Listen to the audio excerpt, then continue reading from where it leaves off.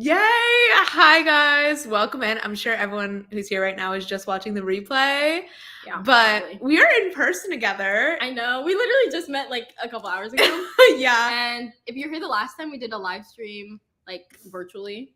So Yeah, this is our first in-person live stream together. If you do not know, Amina and I are besties. We met through YouTube actually, and both of us have been. How long have you been making videos? like 2.5 years. Okay.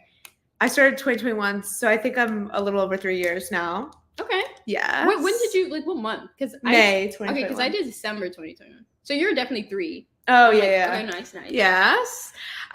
So we wanted to talk today basically about our experiences being small YouTubers, answer any questions you guys have, and just like have like a little small YouTuber support group moment. Yeah. Chat a little bit about our experiences, struggles, how we make like money with our channels, and all of that. Yeah, because remember last time we did a live stream before, and it was like a cozy sleepover vibes, which we're still kind of doing right now. Yeah. But like so many of you guys were content creators and like YouTubers, and we had like a good portion of that live stream talking about like YouTube and stuff like that. Yes. So that's why we're here today. Yeah. And yeah, we're gonna be talking and sharing our experience with it, and love to hear what you guys have to say as well. We really hope the chat is like super active, so we can like have a little like conversation about it. Grab your snacks. We're gonna be here for a while. We have snacks right here. So yes. And if you are joining us, let us know in the comments. Say hi. And if you are also a creator, let us know how long have you been making videos, what type of content do you make. Let's start off with that sort of thing. Hi, Alyssa. So happy you could make it. So exciting. Hello, welcome. Yay. Okay, happy to see some familiar faces. That's so exciting. Bro, you're literally like a pro at like live streaming. I don't know how many live streams I did. I feel like I've done like 3 or something. And so I feel like you make this look so easy. Like you're just like going at it. I'm just like, and especially our setup right now, we have so many things going on. You have like 2 computers, a snack tray, like a phone. Oh my god, hi Ari, welcome. Yay, I'm so happy you're here. The way I needed this. Started Feb of 2023. So cool. She's pretty new, right? That's not too long ago. That's a year in a couple months. Mm-hmm. So how's your experience been? Yeah, let us know. Share what your struggles have been. Share some tips. What should we start talking about? Because I feel like before maybe questions can come in. We could start the thing off. Something like that. Maybe like why you wanted to start a channel? Yeah, let's talk a little bit about like you start. And then why we do it now, maybe too. If it's changed. Okay. And sound off with your answers to this in the chat as well. But okay, so I feel like I always kind of wanted to have a YouTube channel, and I did try to back in college, and then swiftly deleted everything. Okay. But I always kind of knew that I wanted to have some sort of platform, even when I wasn't clear about what that content was going to be. Just because I knew I wanted to do something creative with my life, and I was like, if I have a platform, it will make it so much easier and actually possible to make a career out of something creative. So that was kind of some of my motive, and now my motives are similar. I very much want to make it a part of a job now. So my approach has become like very strategic. Yeah. And I'm like a lot more selective with what content I'm making now because I have that goal in mind.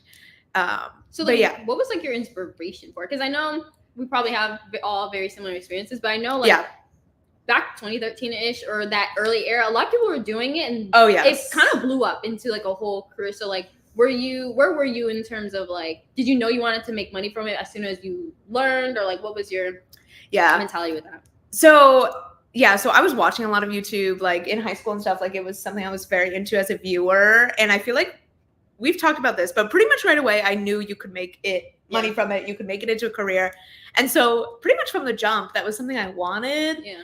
And we've talked before about the fact that like people kind of look down on it if you want to make a career out of it or a job out of it, because they're like, you have to just be in it for the passion of making videos, but it's a lot of freaking work. So I've always had the mentality of I'm doing this because I want to be able to do it full time or like have it be part of my job. Yeah. How about you? Okay, so why I want to start a channel. Okay, so I remember I would always try to make videos like growing up, which thank God it never like actually worked out because I didn't know what the hell I was doing. And also I was trying to keep it a secret. I don't think children should be on the internet without their parents' permission. It was just me being embarrassed, and my parents wouldn't understand. So I'm glad that it didn't work out, because I don't feel like a 13-year-old should have things like out there. Mm-hmm. But I wanted to do it just because, similar to what you said, a creative outlet. I was already, I feel like, a pretty creative person. I like to paint, I like to draw, crochet, and all that stuff. And like video just sounded really appealing to me. And like the community aspect, like Q&As were so fun. Like, if my younger self knew I was doing like a live stream right now and talking to people, like having a community, she would literally die. So I thought that was so fun. And I knew like a little bit later on people started to make money because, you know, they're like pushing out videos, and then like I learned about sponsorships and all that stuff. So that was just like icing on top of the cake. Like I thought like, oh, that's really cool. You can make money from it. Yeah. So that's not why I started. It was just like another thing on top. Yeah. And why I'm doing it still now is literally the same reason as a kid. Like the community part. I feel like whenever I can like see the same people on my channel and get to know you, talk to you, and like I know so many people by name now, and if you have your own channel, I will stalk your channel if you comment on a video of mine. That's just a guarantee. Me too. So yeah, I just think that that's so fun, and I can't really explain anything like that. So I think that's a big reason for me. And yeah. So, the community thing is so fulfilling. Dude, like for real. And also not something like, I feel like I kind of built a community when I started my main channel, the channel that this live stream is on. But seeing the community that I was able to build with the writing channel was like, oh, this is the potential of a platform. Yeah. Like people are really like interested, engaged. And I feel like I'm actually making friends and stuff. Like we literally met because of our channels. Bro, we were telling us a Starbucks barista today. We went to Starbucks and he was like asking us what are we doing today? What's on the agenda? And we're telling how we met online. Like this is our first time meeting. And he was so nice and seemed excited for us too. Yeah. It's just wild to think about. Like we literally met from YouTube. Right. Which I guess we could talk about later, making friends and all that stuff, but I'd love to see what everyone else has to say. Yeah, we have quite some comments, so maybe let's like go through them. Yeah, sorry. Hi, LDJ. So good to see you. Remind me your first name so that I can call you that for the rest of the stream. I used to have a vlog channel in 2017 to 2018, but stopped when I started having kids. I'm interested in getting back into it to follow my writing journey. That's amazing. Oh, that's exciting. We love getting back into it. Especially after having kids, because I know a lot of people like they can let go of their hobbies and stuff. Yes. I'm so glad to hear you say that. I think that was in response to the thing about it's okay to want to make money from it. Oh, period. Yes. And if anyone makes you feel bad for that, then I think they're just jealous low-key. Like, especially if you're making money from it and you're talking about how people make fun of other people if you say you want to be a content creator or something like that. They're just jealous. Like, let's be for real. So true. I feel like I'm just not hitting the algorithm. My views and engagement are pretty consistent and the community is great, but I'm ready for some videos to go #viral and start making that big. Yeah. Okay. But low key, Alyssa, I feel like your engagement for your channel size, and this is what's so cool about AuthorTube in general, like the engagement is engaging like on these channels. Like I think Alyssa has 1 point something K and gets consistently hundreds of views on her videos. Like that's really high engagement, right? Yeah. So I feel like people clearly like once they, I did not mean to do that. I feel like people clearly, and I'm going to hype you up a little bit, Alyssa, because I watch Alyssa, but once you get into your content, you're so consistent, first of all. So like, I know for me, whenever I see one of your videos in my subscription box, it's an easy click because I'm like, her videos are comforting, like they have a specific vibe. I feel like once people find you, they're addicted, speaking from myself. It's just a matter of hitting that algorithm. But I feel you because I've felt that way too. I mean, I've been really happy with the growth that I've seen, but I have said to people like, I just want one video to get like 10K plus and like bring the people, you know. Oh, love the hype for Alyssa. That's amazing. I just started YouTube because writing feels isolating as well as working from home, and I thought it could be a fun way to spice things up while also working on my books. I love that. Yeah, I think that's interesting because we both work from home too. Yeah. And I can agree with that. Like it feels a sort of social battery to be able to like talk to a community of like your followers and stuff. Like I feel like I get some social fulfillment from it. I agree. Yeah. Especially like I feel like I feel like it's pretty related. Like you and I connected because we're doing similar things. And it's not something that I can really talk to like people in my life about. So like it can be isolating, but also bring people together, like having community and stuff like that. So no, I totally agree. Yeah. I love that. Okay. If you guys have any questions, you can direct where we go next. We have some other topics in mind, but feel free to throw out any questions, whether it's about like our approach or also like more logistical stuff, tips to grow, like money. Money. Let us know. I would love to talk about the money. Because I mean, let's talk about it though, because I know that I had so many misconceptions about it. Mm-hmm. Like before going in, like even some people in my life, like I've heard them make comments thinking like, oh, if you have like, let's say 1,000, you can't make $1 or something like that. It's like, no, you can. You probably won't be full time, or like I think maybe they think only AdSense, but like especially if you're diversifying and like let's say if you have those 1,000 subscribers and they're all like super engaging and they're all like, let's say if you have a Patreon or something and they're all subscribed to that, like there's so many things that you can do with that. So not every channel with 1,000 subscribers is gonna look the same. I totally agree. And I like that now people don't gatekeep ways to make money or how they make money. That was like something that early on people didn't really talk about, but now people are very open about it. So yeah. And there are parts of it that I wish were even more transparent. Like it sucks that you can't get straightforward advice on how much to charge for like a sponsorship. And I understand why, because creators sign contracts that say they can't disclose it. But at the same time, there are like general rules of like how much you can charge that I had to hear from friends who are creators because no one's really saying those things. And it's wild too, because you can like ask somebody how much they're making and they can have like let's say from a sponsorship, then they have like so many more subscribers than you. And then maybe they didn't negotiate and then they got stuck with that. And then you negotiate with that same brand and maybe get more or the same. You know what I mean? So the thing that's crazy about like making money on social media is how it's literally just about how you can negotiate and like don't like settle for things. And I'm mostly coming from the UGC side because I haven't had like a paid sponsorship, but it's very similar in the like you're talking to a brand, they're giving you a number, you say another number. Like I had I remember I told you, and you were there the whole time. There was somebody who contacted me. Spill this. All right, tell me why. They asked me, hey, like we would like for you to like to work together and they'll pay me $80. And I was like, no, because at this time too, like with my negotiate, like I had a price point right in mind. And for UGC, most times it's maybe short form content, which is maybe a minute or 30 seconds to a minute. And people are making hundreds for that. Like starting off, most people are maybe doing 150, 200, 250. So and they wanted a full-length video. They wanted a full-length video. And they said like, you know, we'll give you $80. And I knew my worth and I knew like how much people pay for things. And we were able to negotiate for and landed on 400, which was fine too, because I wouldn't have to edit it or anything. It was just me sharing what I felt and tips and things.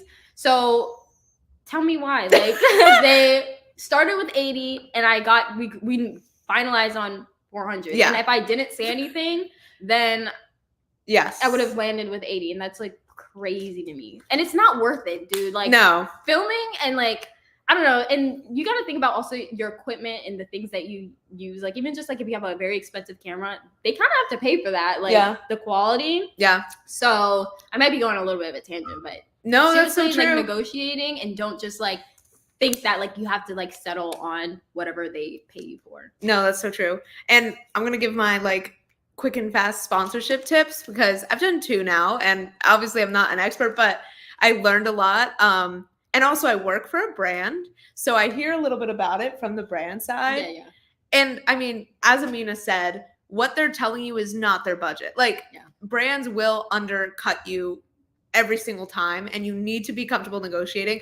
I remember at first I was like, of course you get a little nervous, a little scared. It's awkward to try and ask for a ton of money. Like you feel weird about it. You're scared of getting rejected, but they're not telling you how much they can pay you. They have crazy money. All of these brands have crazy money.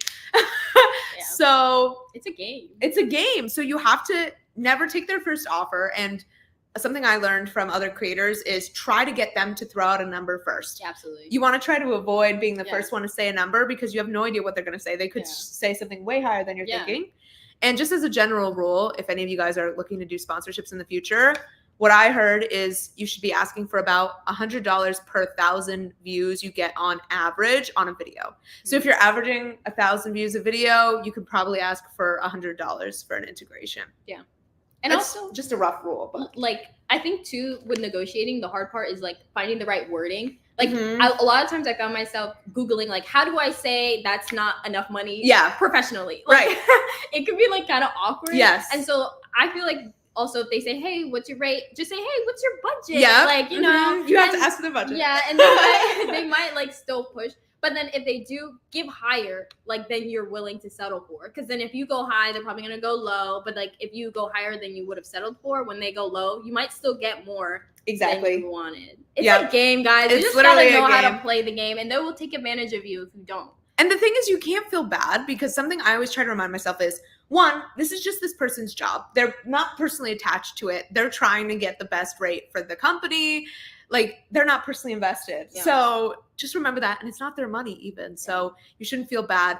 But also, once you realize the fact that brands will kind of try to take advantage of you, it's easier to be a little more cutthroat. Like, I literally, guys, I'm about to do some exposing right here.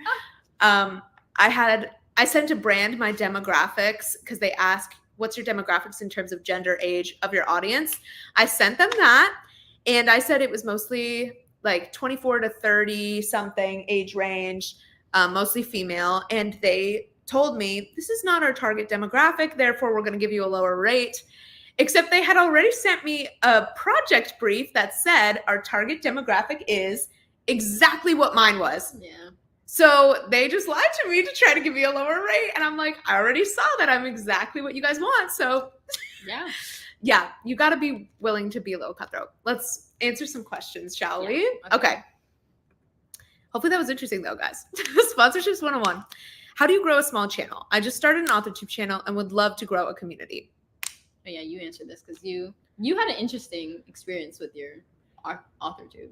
Yes. Well, I'll first off say that I feel like I got very lucky in the sense that my first video did well, and that is not normal nor my experience previously. Can I also insert though, like you were really smart and you did it in NaNoWriMo, yes. And like that's probably trending like during that time. So like if you're smart with like in any like niche, I think if you're smart with your timing and like knowing that's like, a good point. This is like a hot topic right now, let me like slide in during a good time, then that can really be smart. Yeah, no, that's a good point.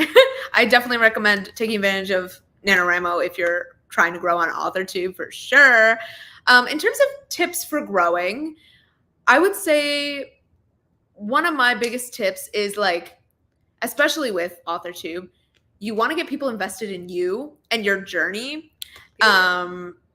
You can get a ton of views from like posting a advice video or like something really snappy, but at the end of the day, what's going to make you get a community is taking people along for the journey, along for the ride, bringing them into your thought process, like not just a vlog, but also like talking about your struggles. Like people want to relate to you. And also like people want to live vicariously a tiny bit. So I would say if you can show off making a lot of progress or like a snappy title, like I wrote 10K words in a weekend, like something that's like attention grabbing of like, wow, they're really doing the thing. Yeah, motivating. Yeah, motivating. Because people look to AuthorTube to motivate them to get back to their book.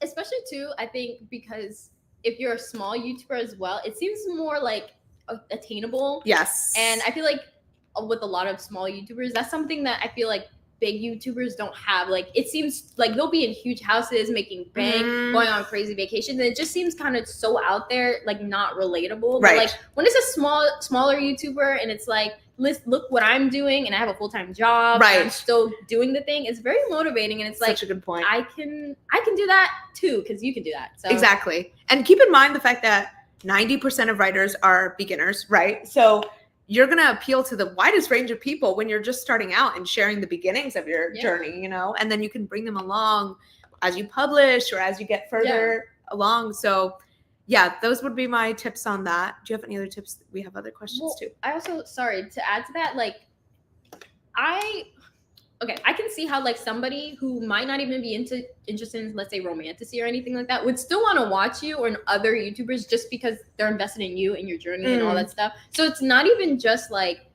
I don't know, like, for example, like, depending on how you market your channel and like stuff like that, if you're like only maybe emphasizing the romantasy part, then it will definitely attract more people interested in that. But you're just doing the whole writing a book thing more. Yes. And like that allows more people, even if they don't care about romantasy and they just want to write, it's like, hey, let me watch you.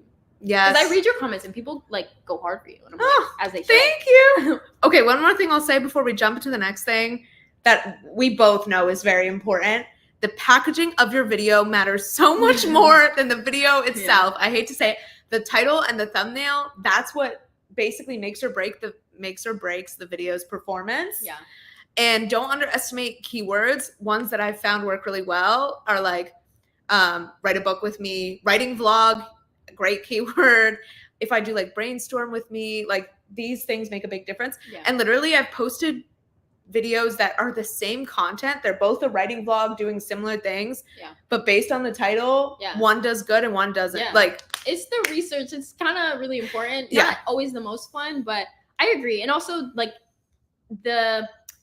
and maybe we can talk about niches a little bit later, but like that's something that's great about when you have a really good niche and a solid niche, then more people would like, they like that one video, then they're sure gonna like the next. But that's something that we can talk about later. But I totally agree.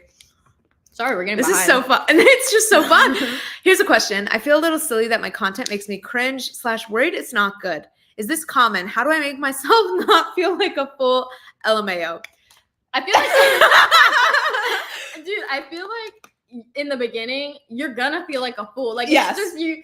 There's no real way to like bypass it. Agree. Like, I literally would be in that corner filming when nobody's home. Yes. And I, like, in my first few videos, even looking back, I'm like, girl, you don't know what you're saying. You don't know what you're doing. But that's okay. Like, it is what it is. And I feel like the more you practice, and then the better it gets. Like, I cannot see myself doing this right now, even though we're on live, but like, this is still the same filming video vibes. Yeah. I don't think I could see myself doing this 2 years ago. Right. With how awkward I was on camera and like trying to find your own personality, like find your personality back on camera is a skill. Yeah. It can be hard. Yeah. Like, I feel like I was shy and timid, didn't know how to react, but like the more you get comfortable, the less a fool you feel. And it also goes hand in hand with like telling people about your channel and like talking about it. Yes, like, that's a whole thing. Yeah. Oh yeah, there's so many things. It's like, we can talk about that later. But it's true. Like, literally, the more you show up and like talk about things, it's like a muscle. The more you practice it, the stronger you'll get, and you won't feel like a fool. But it's so normal. Like, I feel like my earlier videos are so cringe. Girl, look at my channel. And I literally, if you look at some of my thumbnails and just my camera presence from 2 years ago, it was bad. And like, I'm not embarrassed to say that it's bad, but like, compared to see how I am now, not gonna lie, I snap sometimes in my thumbnails. I snap sometimes in the things I say. So like, it's just like practice. I don't know how long you've been doing YouTube, but like, I think she's only made... Sorry, Ari, I'm going to speak on your behalf here. I think she's made less than like 10 videos. Yeah, it's going to take a little bit. Yeah. I totally agree because, I mean, we've been doing it for years now, right? But I would say the first year was dicey, honestly. And you're going to keep getting better. And then when you look back, be like, who was that? Yeah. Like, what was I doing? But I think if you accept the cringe, you need to embrace the cringe full on and be like, I'm going to feel weird for a while, but it's going to be worth it. Yeah. And also... it feels like you're shouting into the void at first, like when you don't have consistent viewers and stuff. Which is good if you feel like a fool. True. Like, you don't have to worry about people watching you. Yeah. But as the community starts to build and you know there are people who watch every video, you start feeling less silly because it's like, no, I know there's actually people that will see this. Yeah. You know? But yes, don't stress. That is natural. It's part of the process. It won't last forever. Just got my first payout a day ago with 1.2K subs. So it's definitely possible to make more than $1 on just AdSense. Absolutely. I love that for you. Sorry, this is maybe invasive. How long did it take for you to make the 100 for the threshold? I'm curious. A full-length video for 80 is wild. Truly. For real. I was like, yeah, I'm not doing that. I love this one. Wait, you guys are getting paid? Yes. But in different ways. In different ways, yes. Which is so fun, too, because just, like, there's so many ways to make money online. And, I mean, you made a whole video about that. Which channel was that on? Your main? That was on my main channel. So this channel, so watch that, because you go in depth about talking about how many ways you can get paid. But we could probably... Should we do it now? Maybe later? I don't know. Once we get through the chat, maybe. Okay, yeah. Hold that thought. OMG, you guys are together. I didn't even know y'all are in the same city. We're not. I'm actually visiting Amina right now. I know. This is the first time we're meeting, guys. Like, ever. Like, she literally came to visit me. She didn't know. She never met me before. Like, that's dangerous. I risked my life. I did. She did. How did you guys choose the cameras you use for filming? Any tips to keep in mind? So I use the Sony ZV-E10. What do you use? I use the Sony ZV-1. Yes. Which is a very common, like most people recommend that as your first one. Yeah. And I just watched videos to see which one people recommended. And it was a good like vlogging camera and just overall camera. You had that one, didn't you? I did, yeah. I recommend it. I think it was great. Yeah, it was fine. You just broke it. I did break it. We don't need to talk about it. I think you can't go wrong with the Sony ZV-1 or the Canon G7X. Those are the ones people go to. Yeah. I would say don't overcomplicate it, to be honest, because if you get something that's too cumbersome, you're not going to film as often. Yeah, and also, like, I don't know anything about technology. I remember you and Celine were, like, more camera people, and you were talking about stuff. I was like, I have no idea what you're talking about, but, like, my camera, I just press my button, I turn it on, and here we go. So I don't know if I would say anything to keep in mind, per se, unless it just depends on what you want. So if you're just like a basic beginner, like you had your iPhone and now you're ready to upgrade, then Sony ZV-1. Yes. I think they also have like a Canon something. G7X, yep. Or that, but just something simple. Yeah, simple. Yeah, unless you're really into the technicality stuff, I would say keep it simple. Camp Nano has definitely helped my channel, so that's a good time to start. Yeah, exactly. Like if you start with Camp, people love that. It's very searchable. I really love smaller channels for that reason. Feels so much more real and relatable. Me too. Like I honestly don't watch any massive creators anymore.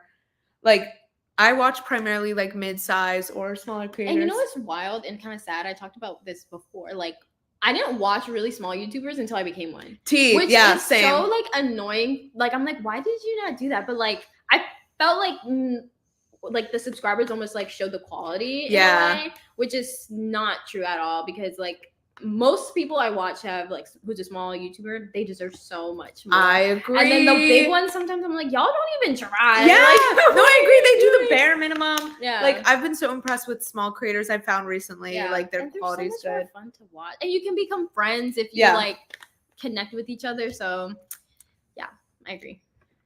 I get lots of comments saying that they are watching to procrastinate writing. So it's definitely about the motivation. It feels like writing to watch people writing. Yeah. I absolutely agree. I do that. I used to watch people being productive to be productive. Yep. Did I become productive? No. Right. It works for them. Right. Thank you. Tips will help. That's amazing. Yeah, it's been like a month, LOL, but that's such great advice. Thank you. I will embrace the cringe. Yes. Yeah. And you can always private the videos later. Like if you don't feel it, get rid of her. Although honestly, I've kept pretty much everything up because it's nice to see the progression too. Like people can go back and binge. Yeah, as long as I didn't say anything crazy, it's gonna be there. Like and it's good to see like people's growth. Yes. Like if someone ends up blowing up, like look where they started. So then if you feel stupid, which is another thing, like people compare like someone's step 1 to another person's step 1,000. Yes. It's like, bro, you cannot compare. Like you just got here. It's like comparing a newborn baby. So like not a newborn baby. An old person. For real. That's amazing. And I always heard that tip that was like your first 50 videos are gonna suck, and if you just accept that, it'll be a lot easier. And then once you've put in your reps, you can worry more about growing and increasing your quantity, but you gotta just get used to it.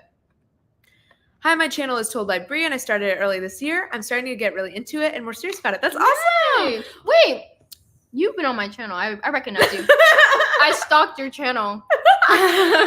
Okay, not to be weird, but no, this is a good point because everyone who's either tagged me in the description of one of their videos or commented and suggested they have a channel, I've watched all of you. I've definitely stalked your channel. Got monetized in April, so about 2.5 months. Okay, that's like really good to hit the payout threshold in 2.5 months. Love that for you. Congrats. Thank you. Aww. Thank you. Talked about it in my video today, actually, a shameless self-plug. I love that. Sony ZV-1 gang. Have you guys tried going live vertically before? I've gained thousands from doing it. The people there can be crazy, but it helps with growth and views. What? I've never heard of that. Yeah, what do you mean vertically? Like a reel kind of thing? Oh, like on Instagram? Gee. I don't know. That's scary. Maybe they have it on YouTube too. That's kind of scary. I feel like it depends what your goal is with live streaming. Like, for me, live streaming is not a growth thing. It's a community thing. Yeah, because like, even though there's only 11 people here, it's like popping and I'm having a lot of fun. Right. But if there's like so many people, that's kind of scary. It gets overwhelming too. And it's like, I don't know, it'll make me nervous. Yeah. Like, true. I would love to talk a little bit more about money, but if you guys have additional questions or comments, leave them in the chat. Or money topics about money, so we can like read the. Because I feel like we're answering some things that we talked about a minute ago. Yeah. But like, maybe we can talk about like.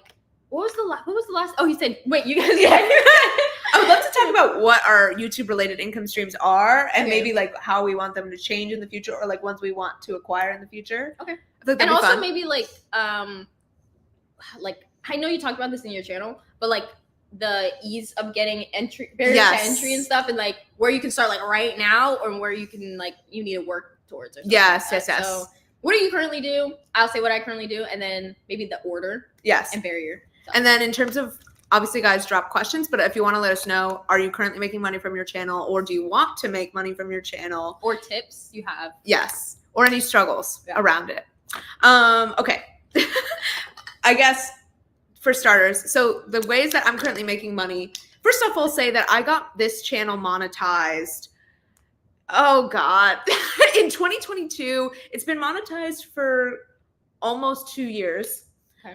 And this channel makes not much money at all. It makes like $30 a month consistently. I was never really able to grow that. So it was kind of a bummer. I kind of thought I would get monetized and then I'd be making a good amount of money from AdSense. That didn't really happen. Mm-hmm.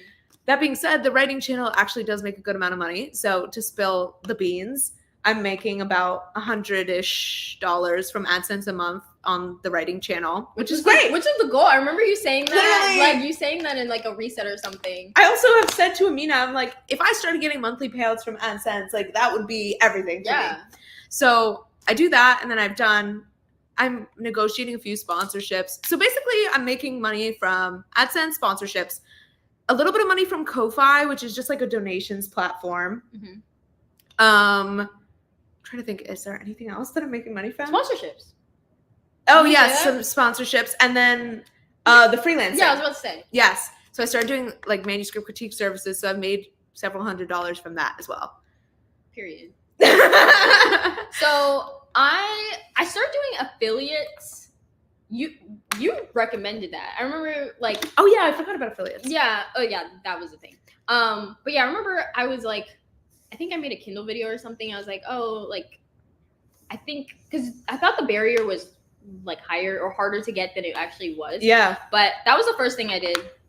And honestly, it doesn't make that much money. I think. No. It mostly depends on, like, and we'll talk about it later, but the commissions can be very low. So, like, the higher price items will sell more. And, like, that mostly, I feel like, is electronics. Yes. So, could be like your camera if you have it in your link in the description, or like a Kindle, which is still kind of low in the grand scheme of things. Yeah. And then I do UGC. So UGC is something that we can talk about, but yeah.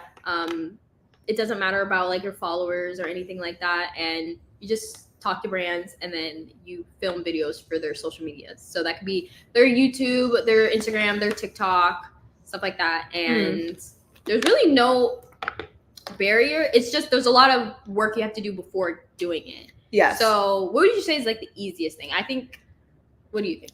I'm thinking affiliates. Yeah. But I'm gonna be honest. Affiliates have disappointed me. I think people oversell it. Don't expect much. No, don't expect much. Oh, what's that one girl? Remember, like some people make bank from it. Like if they have. But you need to have. I think you need to have a big platform to make good money from affiliates. There's ways to make good money as a small creator. Affiliates is not really one of them. I'll be honest. Unless you have a very specific niche and you're selling them something very expensive, and you have enough people sign up. Because we both have Amazon affiliates mainly, right? That's the only thing. Yeah. And Amazon's really easy to sign up for, but like she said, the rates are really low. So you could have hundreds of dollars worth of things bought from your links and make like $2.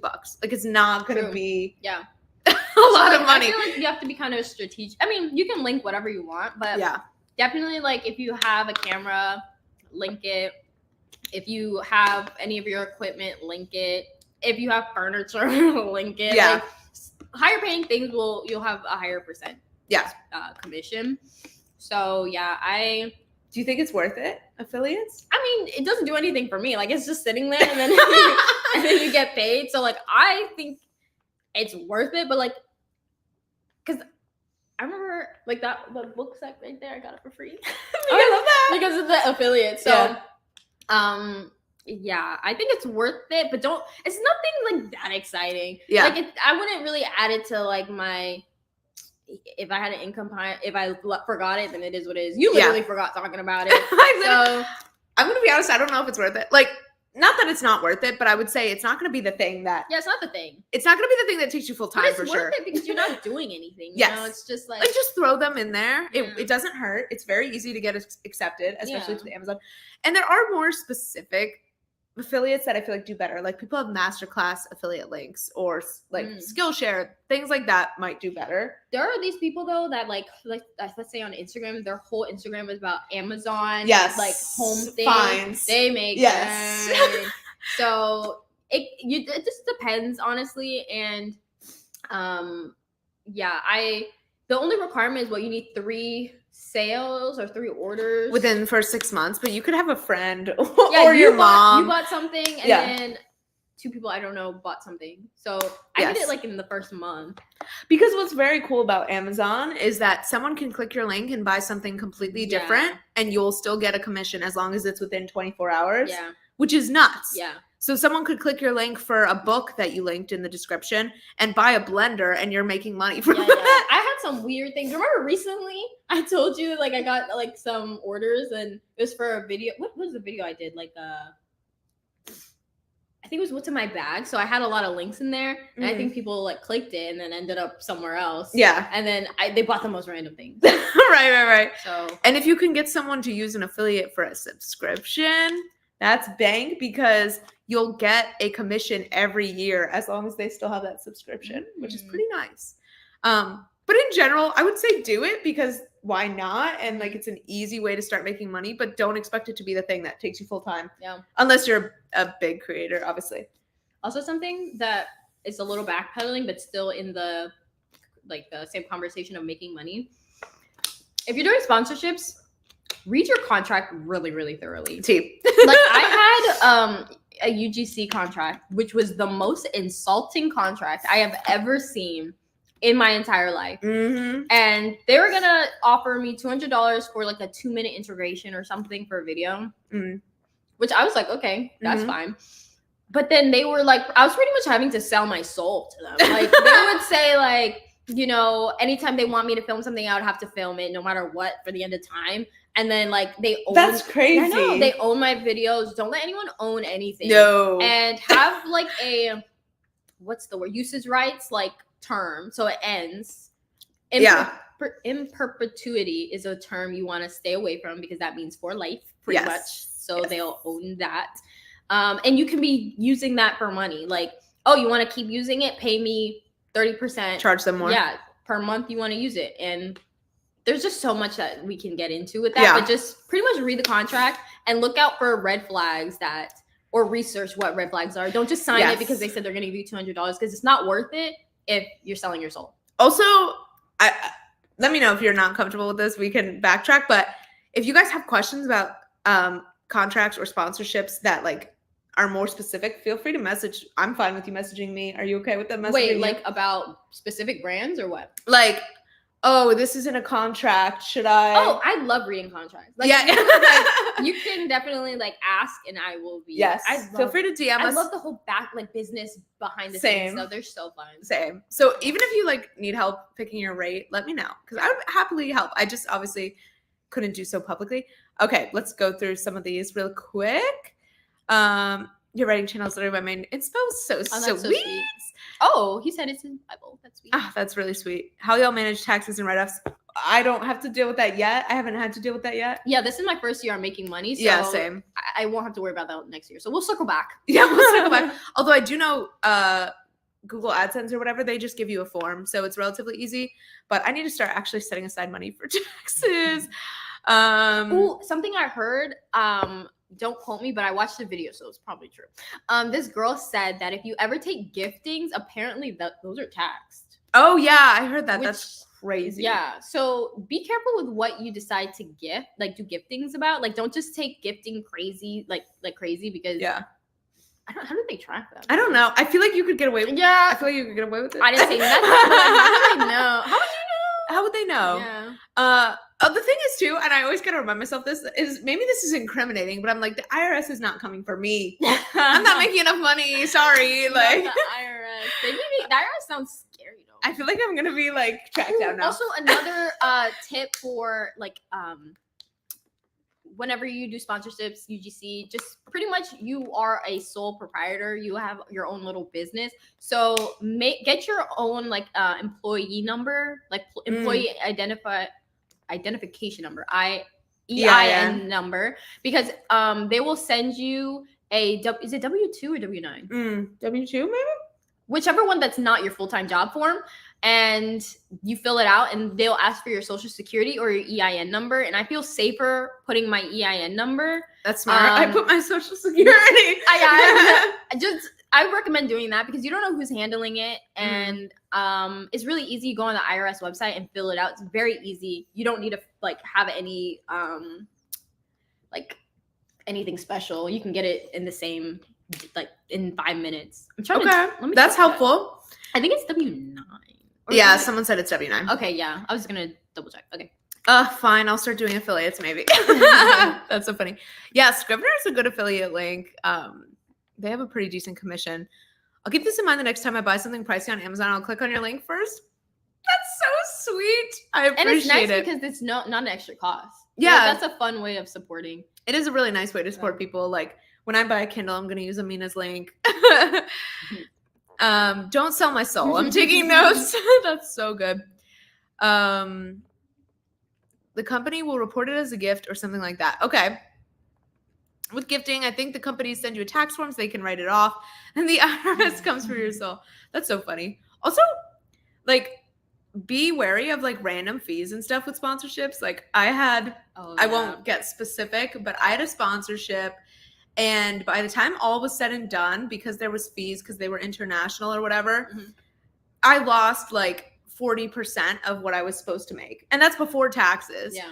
So it ended up being like way less than I thought. So be careful with things like that. Another reason to have higher rates than you originally think. And like it's PayPal, right? That can take like a PayPal can percentage. take a fee. But it was a direct deposit and I still had a huge percentage taken out. It was crazy. Yes, I am eating a stroopwafel. We both are. Yeah. We have like a snack tray because gotta stay fueled for the live stream, you know. Where should we go from here? Thoughts? Oh, I put we didn't say what we want to be. You want to start? You start because I'm stroopwafeling. Okay. I want to start a Ko-fi, which is so easy to do. Like I'm just lazy, and I feel like it's just like an easy like I'm not gonna end up doing anything. Which Ko-fi or Ko-fi is just like buy me a coffee. Like it's like tips pretty much. You just put in your description if someone wants to give you a little thank you or something, then they can do that. So that's probably first on my to-do list. I need to get more consistent with my UGC because I was going hard and then I had a moment and then now I want to go back to like contacting brands and doing it. She was making hundreds and hundreds of dollars, guys. It was crazy. Bro, and honestly, I feel like it's because I was like super motivated and I was like, you know, I'm going to do this. I said I'm going to do it. But then like if the motivation's not there, it's not going to happen. I just wasn't motivated. I had other things going on. So. And it does require a lot of effort from you. Yeah. Like you're reaching out to brands and pitching, right? And you have to make a portfolio, which took a lot of time to do and research. But I had so much fun doing it, honestly. Like even though it was a lot of work, like doing all that extra stuff, it was really fun. So I'm going to do a video eventually about it. But I think I kind of want to like have way more experience with different brands to see.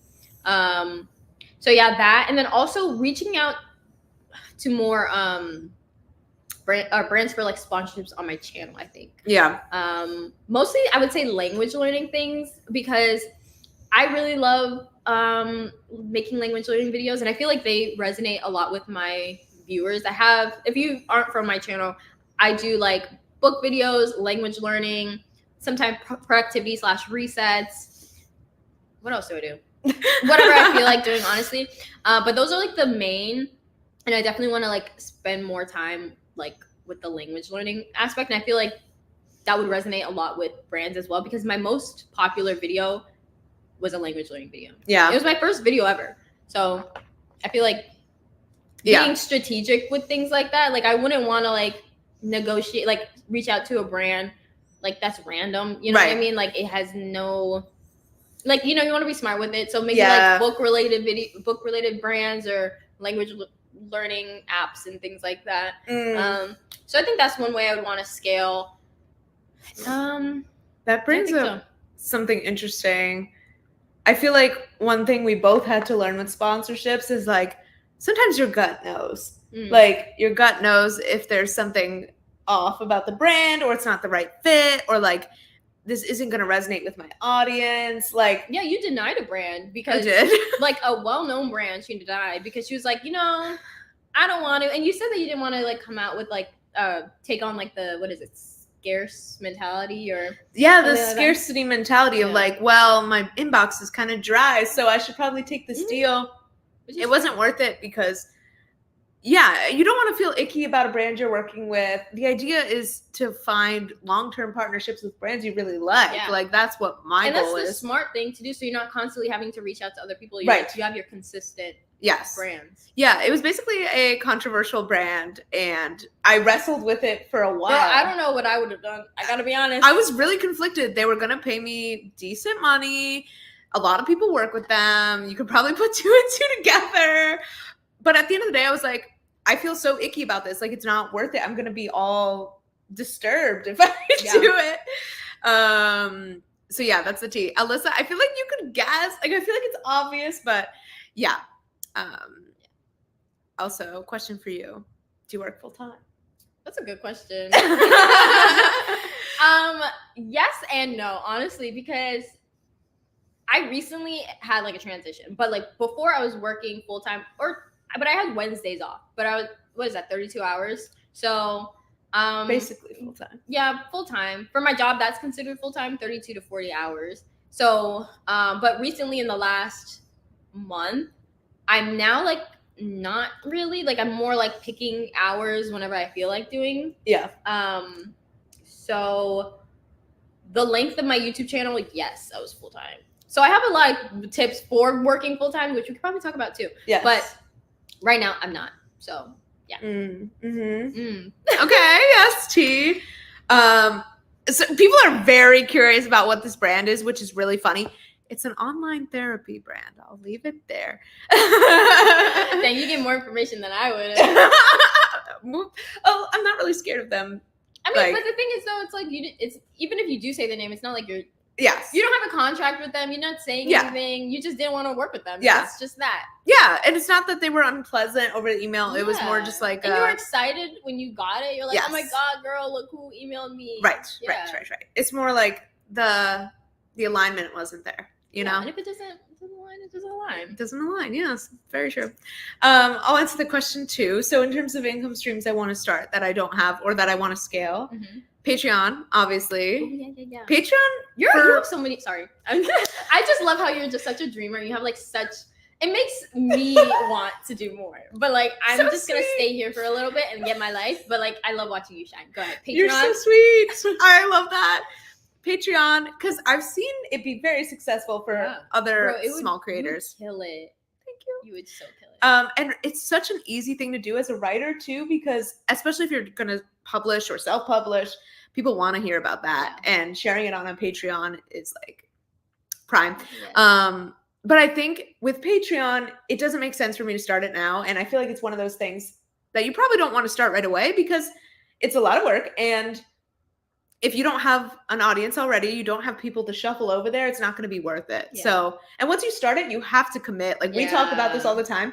It's very awkward when someone starts a Patreon and then falls off or whatever, because you have paying members. Yeah. And you don't want to be like scamming people or like have to be like, sorry guys, canceling all of your memberships. Like, for real. It can be really awkward.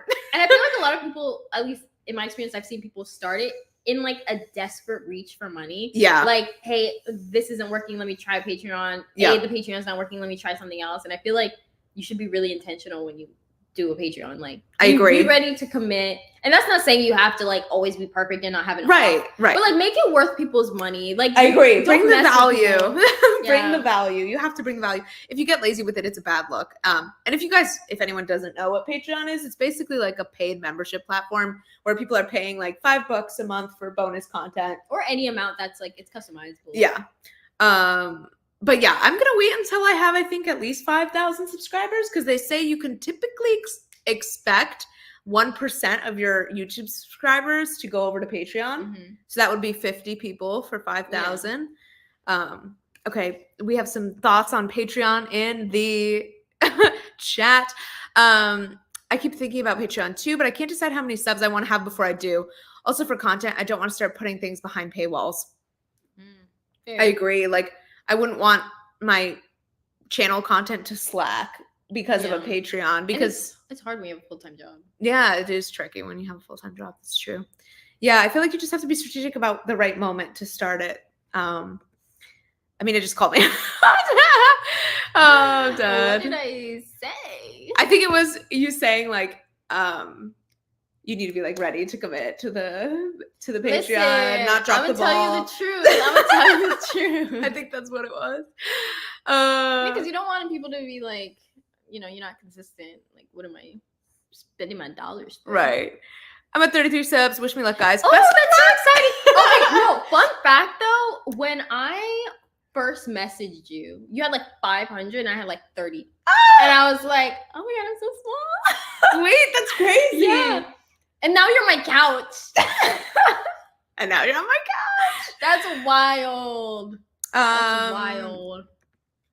Do y'all do sponsorships yet? I'm gonna assume you joined. Like, probably just did. Just joined. I've done a few, like 2. Yeah. I do UGC, which is similar, but not. So UGC is basically a sponsorship, but you don't have to post it on your channel. You just give them the piece of content. Yeah, you film it and then they post it wherever. Yeah, which is nice because you don't have to have a big platform to do UGC. But yes, and let's talk a little bit about our misconception with how much money you can make and how you can make money as a small creator. Because I always had the belief, and I think it held me back, that I can't seriously think about sponsorships until I have at least 10,000 subscribers. Bro, literally the other day, someone told me, someone that you said looks better in person. He was like, oh yeah, like you need to like make like 10,000 or something to make sponsorships. And I was like, baby, you don't know. That's simply untrue. You don't know what you're saying. Yeah. It's also way more, and this is not to like disparage anything, but it's more about your engagement than your subscribers. Absolutely. Like, it's about your views. They care much more about your views than your subscribers. Yeah. Because even if you think about it, if you have 1,000 subscribers and you're getting 300 like comments, likes, like views, and that's 300 people that are not like dedicated to you in a weird way, but like invested in you. So like they can take that and be like, hey, I want to work with you, because 300 people is a lot of people. I think the thing what's weird about being a small YouTuber and people who see small YouTubers, they think that 1,000 is a little. That's a lot of people. Yeah. Girl, I do not know 1,000 people. Right. Like that's wild to me. So like the fact that people want to like diminish that is wild. Even homegirl that just said she has 33 subscribers, that's a lot of people. I can't name 33 people off the top of my head. So like we really need to have like more value on subscribers, because those are like real people. And I think because we're so used to seeing hundreds of thousands, like 1 million subscribers, that we think that like you need to reach that in order to like have some type of impact or make some type of money. But like people's people, like if you can like if you have an impact on that, or people care about what you have to say, then people will still want to work with you. Don't have like a mentality that like, oh, I need to have a certain amount to, because I remember I would research before starting YouTube, like how much can you actually make? And like I feel like I know so much more now. Yeah. And like the advice that I got from people, and maybe it's just because people have different experiences. That's why they gave the tips and the advice that they thought. They thought like, oh, I didn't start making money until I reached 10,000, or I didn't start until I reached 5,000. And maybe they didn't know how. Yeah. Maybe they don't like, you know what I mean? Like I feel like maybe they had limited knowledge, so then that's why they're sharing their limited knowledge. Right. So then when you're watching it, you're like, okay, then this is how much I need. But like, yes, that's just not how it works. So. And also, I think people underestimate how much brands like small creators, like nano creators, micro creators, whatever. It's like a big thing now. Brands want to work with smaller creators because they have a better connection with their audience. And also, brands who are trying to like save money and don't want to work with the big dogs who are really hard to work with and bratty, they're gonna go to the smaller creators. So don't underestimate your value. Their budget's huge. Yes. Like if you have 1 million subscribers, they're not gonna pay you $100 for it. Right. But you might be like, hey, $100 is $100. Yes. So absolutely. I think that's fair. 1,000 is a lot, and people don't talk about how hard it is to get there, let alone get to 100 subs. Yeah. It's so true, and I feel like especially the beginning is slow. Like I think both of us felt that way. Yeah. Eventually, you kind of start feeling like you're gaining momentum. Eventually, I kind of forget. Like I don't really care how much about my subscribers anymore. I think I just hit 1,200, which is great. Like, but like I stopped keeping track. I think once I hit 1,000, maybe because it's like 1,000 is a really good milestone. Yeah.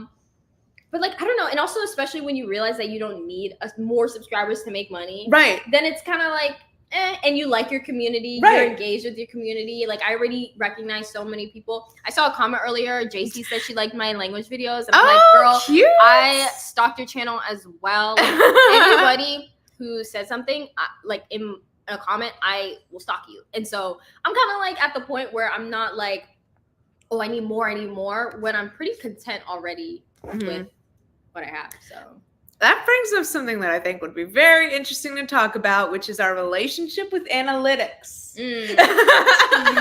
But first, let's see these real quick. You speak facts. I have 15 subs. I don't know 15 people. So that is a lot of people. Yep.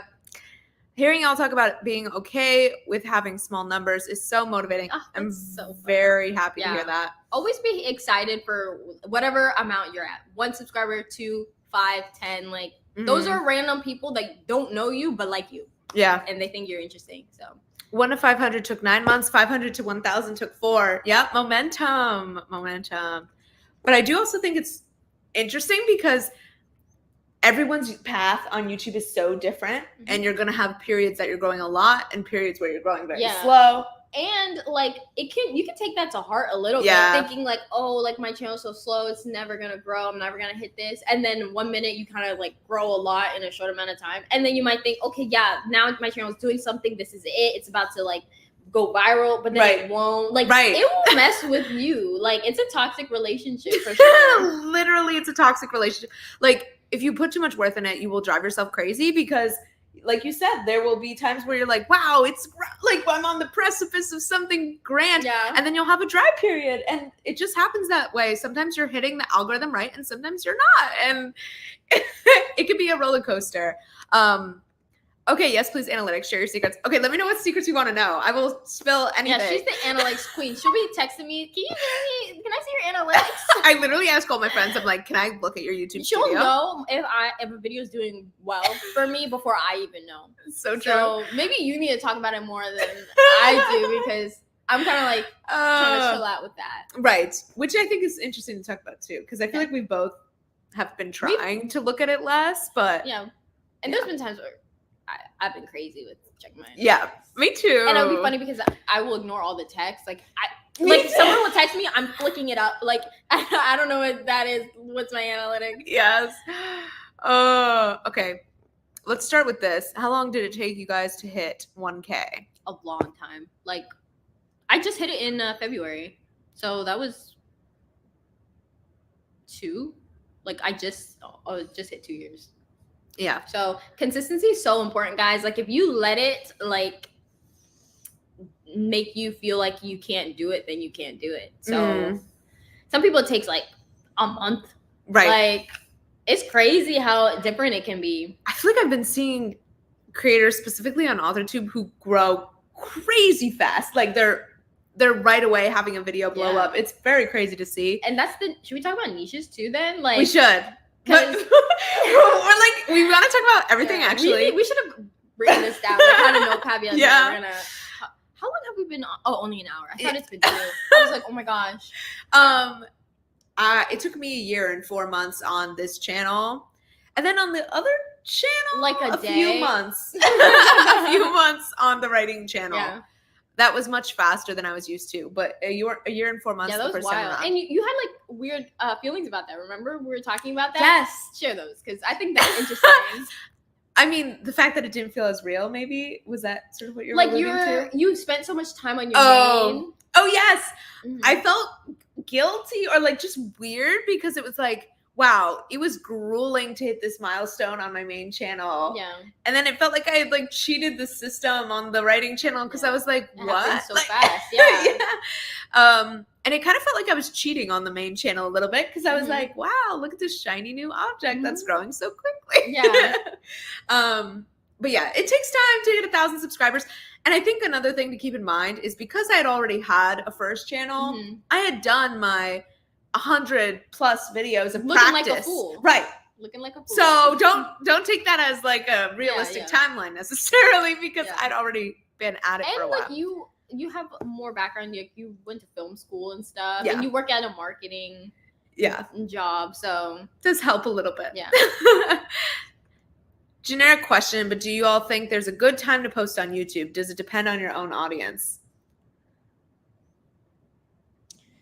Don't do it in the middle of the night if your demographic is mostly like people in like, let's say America. Yeah. So then you got East Coast and then West Coast. So if you're in the middle of the night, everyone's asleep. Yeah, I would keep in mind both East Coast and West Coast times. I try to do that to make sure depending on your demographic, people be awake. Though, like whatever location is the highest, like keep when they're going to be awake. Yeah. But honestly, I don't think too much about it, which maybe I should, but I don't think I've seen, like I've posted early in the morning. I posted in the mid-afternoon, and I don't feel like it really has a difference in. Interesting. Yeah. I feel like honestly, it's the content itself. It's the title. Like I think that matters way more. Yeah. What is it that I'm actually posting? Yeah.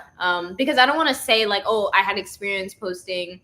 Because, like, how do you compare, right? What if you just had a really good video? Right. Like, and it doesn't matter what time you're going to post it and it did well. And then, like, compared to another, like, just a bad video. Right. And, like, it doesn't It's hard to tell what the reason is. Yeah, don't blame the time. So, I don't know if I really have, like, enough information to say. I would just say when people are awake. Yeah. I generally aim for the morning because I feel like maybe it makes a slight difference. But at the end of the day, I agree that that's not what matters most. Yeah. Top tips for click-through rate and how to get a higher average percentage viewed. Oh, I love this question. She's like, let's dive in. You want to start? Sure. Okay. Click-through rate, like we were talking about earlier, it's the title and the thumbnail. I've found for thumbnails, once you find something that works, don't be afraid to keep doing it. Like, there are certain texts, like bold text across the top always works for me. If I have like little arrows with smaller text pointing out things, that helps. I feel like if you give people, there's 2 things that I feel like really work. One, giving people a lot of things to look at and potentially be intrigued by. Like you're pointing to a map of your world. You're pointing to a page of your outline. Like a lot of dynamic things going on where people are like, wow, this looks very productive. And like, like there's a lot going on. Or on the opposite end, a very simple title, a simple thumbnail that just like hits, like just one thing of text, a really like attention grabbing picture, and like very bold type. So those are the 2 things that I've found work the best. And like once you find something that works, like maybe write a novel with me, or for me, it's writing a book in big letters. Do it again because it will continue to work. Just keep doing it. Yeah. What about you? I think I definitely agree with the thumbnail part. And also like making videos where they want to wait to the end to see what it is. So like, I feel like for my channel, reading vlogs do well because I'm reading and you want to see how my thoughts are at the end, how my review at the end, or resets maybe where you want to see what my goals are. Did I make it? Did I fail, in terms of goals? Or like tips, language learning videos for me where I'm just showing a day in my life, like something that would make people want to get to the end. But also, I'm terrible at this, and I recognize it. And this is like my a bad habit that I do, or just something I just don't care that much to do. I know that I probably should like do more B-roll and like spend more time like in the intro, making it nice, and maybe because you're really good at it, like having like you'll make a coffee or like do some nice footage, just cinematic. But I get lazy. I would just sit down and I'm just like, hey guys, like, and I feel like stuff like that does make a difference and it can matter, but primarily I think wanting people to stay at the end and like putting things to make it like interesting, because people will click out, but not like too much in your face as well. I have a few things on view duration that I want to say. First one is that I'll say I think it's less important than click-through rate, at least in my analytics. In my analytics, if the click-through rate is good, the video does well. If the click-through rate is bad, the video does not well. Like, it's very correlated with the click-through rate for my channel, not so much the percentage viewed. So that's kind of interesting to think about. But yeah, I agree. The intro matters a lot. Obviously, that's common YouTube advice. But I also think keep in mind who you're trying to attract with the video. If you're trying to attract new people, I think usually YouTubers will say, don't bother introducing yourself, blah, blah, blah. I disagree. I think if someone's new to your channel, especially if it's a vlog or something, you gotta give them the status update. Like, you don't want people to show up and be like, who is this girl? What is this project she's talking about? Like, have something snappy, of course, but I think Alyssa does a great job of this. Saying like, hi, I'm blah, blah, blah. I'm working on this. Or, obviously if it's not a writing vlog, it'd be different. But hi, I'm blah, blah, blah. I'm working on this. This is what stage of the process we're at. Give them a reason to care right at the beginning. Yeah, I would say. And also I feel like show some personality. Yeah. Like, and that comes with practice. But like, even if they don't know you or they are trying to decide whether or not they want to stick around, if you can like show a little bit more about who you are, then I agree. They want to stay. I agree. So, and I would also keep in mind your own habits as a viewer. This goes for everything YouTube related, but like, especially if you're your own target audience, like you watch the type of videos you create, keep in mind what you like as a viewer. Like, what sort of clips make you like feel like you're enjoying the vlog.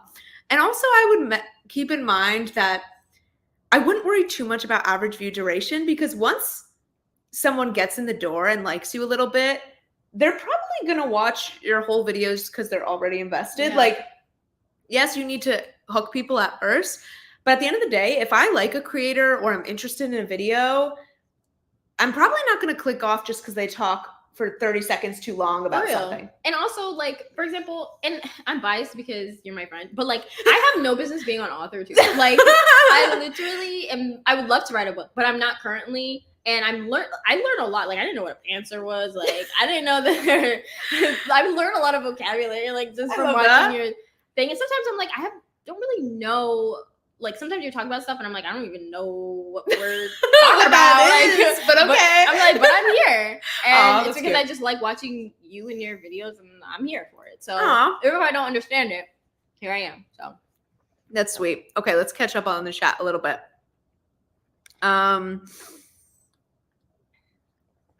Yes, on the channel's growing fast. I'm low-key jealous, but also happy for them, of course.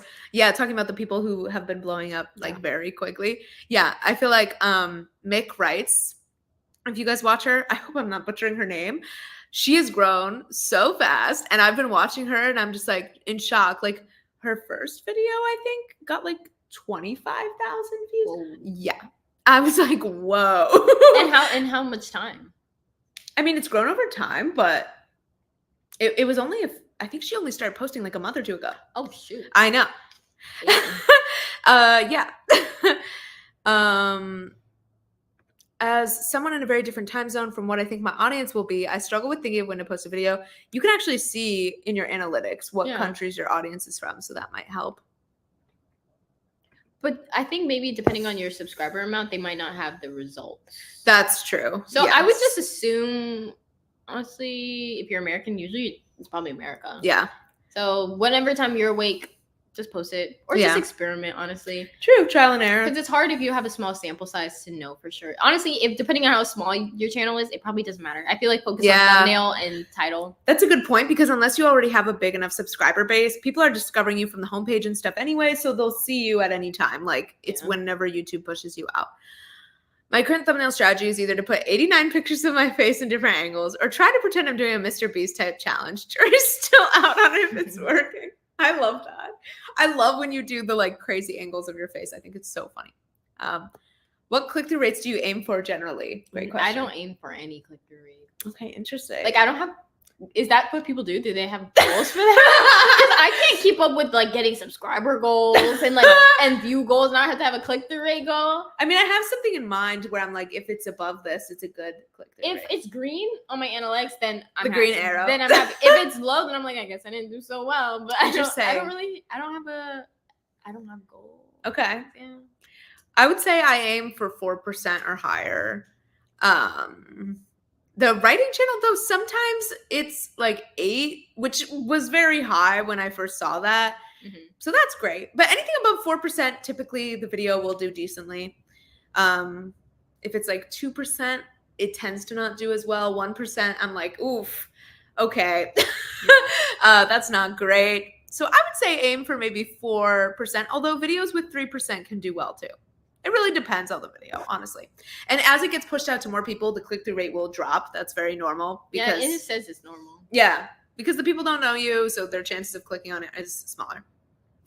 Yes, Mick is great, but it was literally the first video. I had a friend doing chess YouTube, and she got 300K views in a week on the first video. The algorithm works in mysterious ways. I feel like if the algorithm decides to love you right away, you're set. Like, I don't know how those people do it, but like, they're definitely not in this live stream right now. right. They're not in the small creator support group. Dang. Yeah, that's crazy. That's offensive. Like, imagine it's like, what about me? Yeah. You know that thing that's like, pick me, choose me. Yeah, no, literally. And it sucks because sometimes it feels like once the algorithm's like been punishing you, it's harder to like kind of get it to stop. But there's been some who like what's her name, Bria Jones, she said like she showed up like she'd been doing it for years, and then all of a sudden it just that's a good point. It just comes out of nowhere sometimes. So just don't give up, because every time you're probably thinking, hey, I'm just gonna quit and give up, you're one video closer to like getting. Very true. Very, very true. Okay. What is the best app for thumbnails? I've been using CapCut, but are there better apps? I love Canva. Canva, honestly. That's my favorite. And I'm planning to do a video. I keep saying it, but it's everyone's waiting for this video, dude, Mina. Literally, like, sometimes it's hard, and I know I'm not the only one where you're like, okay, I'm gonna film a video, and then you get more excited about something else, so then you film that other video. But yeah, I want to make a video about exactly how I do my thumbnails, because I don't spend a dime on my thumbnails. I know some people like spend more money on different programs like Photoshop or whatnot, but I love Canva, so that's what I do. How's your snack? Sorry. I agree. I have Photoshop, and I still often use Canva because it's really friggin' good and user friendly. You don't need to have like editing skills. Mm-hmm. And they have great fonts on there. Yeah. Like the thumbnail for this video, for our, what's it called? For the live stream, it was on Canva. Made on Canva. So. Yep, absolutely. Also, I seen a video by vidIQ, and it was saying that you're competing with other creators to get a spot to be seen. So that's thousands of people in your niche, if millions. IDK the numbers, LMAO. Yeah, I mean, I feel like that can be a really intimidating way to look at it, is like, oh, I have to compete with all these YouTubers with like better quality, like blah, blah, blah. But I think at the end of the day, seeing it as a competition is not the most constructive. That's wild. Like, it's just going to make the whole experience worse. Yeah, I agree. And like, people watch more than one creator, obviously. Yeah, you don't have to like share. You can share subscribers. And I know as a viewer, sometimes I'm like, wow, I wish I had more to watch. Like, sometimes my subscription box is dry, and I go searching for new people. So there's always room for more creators. And if you are confident in what you're showing up with and the content you're making. And I truly believe that if you are consistent, you will succeed in this. I agree. It doesn't matter, like, it could take years, but like if you really are consistent and you learn and don't just like stick to the same thing and hope that it's gonna change, like actually do something new and try and experiment things and just keep doing it, you're gonna be successful. Like I don't see a world where it's not gonna happen. And I sometimes see people, like, I'll watch YouTube tip video. Well, I used to watch YouTube tip videos, and people would be like, oh, I've been doing this for X amount of years and I'm still at this amount of subscribers and what's going on. I click on it and I can already off the top of my head, like, tell them if I wanted to, like, you should change this, this, and this. You should try to do this. Like, I don't think they're really learning. No. And they're just doing the same thing. And yeah, it could take years because you're not learning anything. They're not doing anything different. So. Yes, I kind of agree. And I think sometimes something isn't working just because you need to give it time, and other times something isn't working because you need to shift something in your strategy. And like, I think I was stagnant for a long time with my growth on this channel because I needed to pivot, and I had to discover a niche that was going to work better for me and help me grow. And I feel like I kind of stayed stuck thinking, oh, I just need to wait. Like, my content's already good enough. I just need to wait, whatever. And yeah, I think pivoting can be really good sometimes. And sometimes it's just a matter of trying to make small improvements too in your content. Yeah, good. It could be that. For sure. Like, I feel like Amina would talk about how, okay, this video, I'm going to put a little extra effort into the thumbnail or a little extra effort into the editing. Like, she was picking out specific parts of her content to try and upgrade. Yeah, we're always like talking about how we'd want to like do, because we do like goal check-ins and stuff we want to do, like, creator wise. Yeah. And talk about strategies and stuff. And I feel like also something that's really good to do is lean on what works. Yeah, like, totally. If you have a video that's like really like has a lot of views from it, like, keep doing videos like that, especially if you enjoy doing videos like that. Then lean on it. You don't have to keep trying to like reinvent the wheel or like experiment if something already is proven to work. Yeah, I agree. What do I use to edit? I use iMovie. I use Premiere Pro, but I already had Premiere Pro and knew how to use it. Yeah, I literally, the only money I've spent so far on YouTube has been my camera. Damn, really? Yeah. It's my camera. So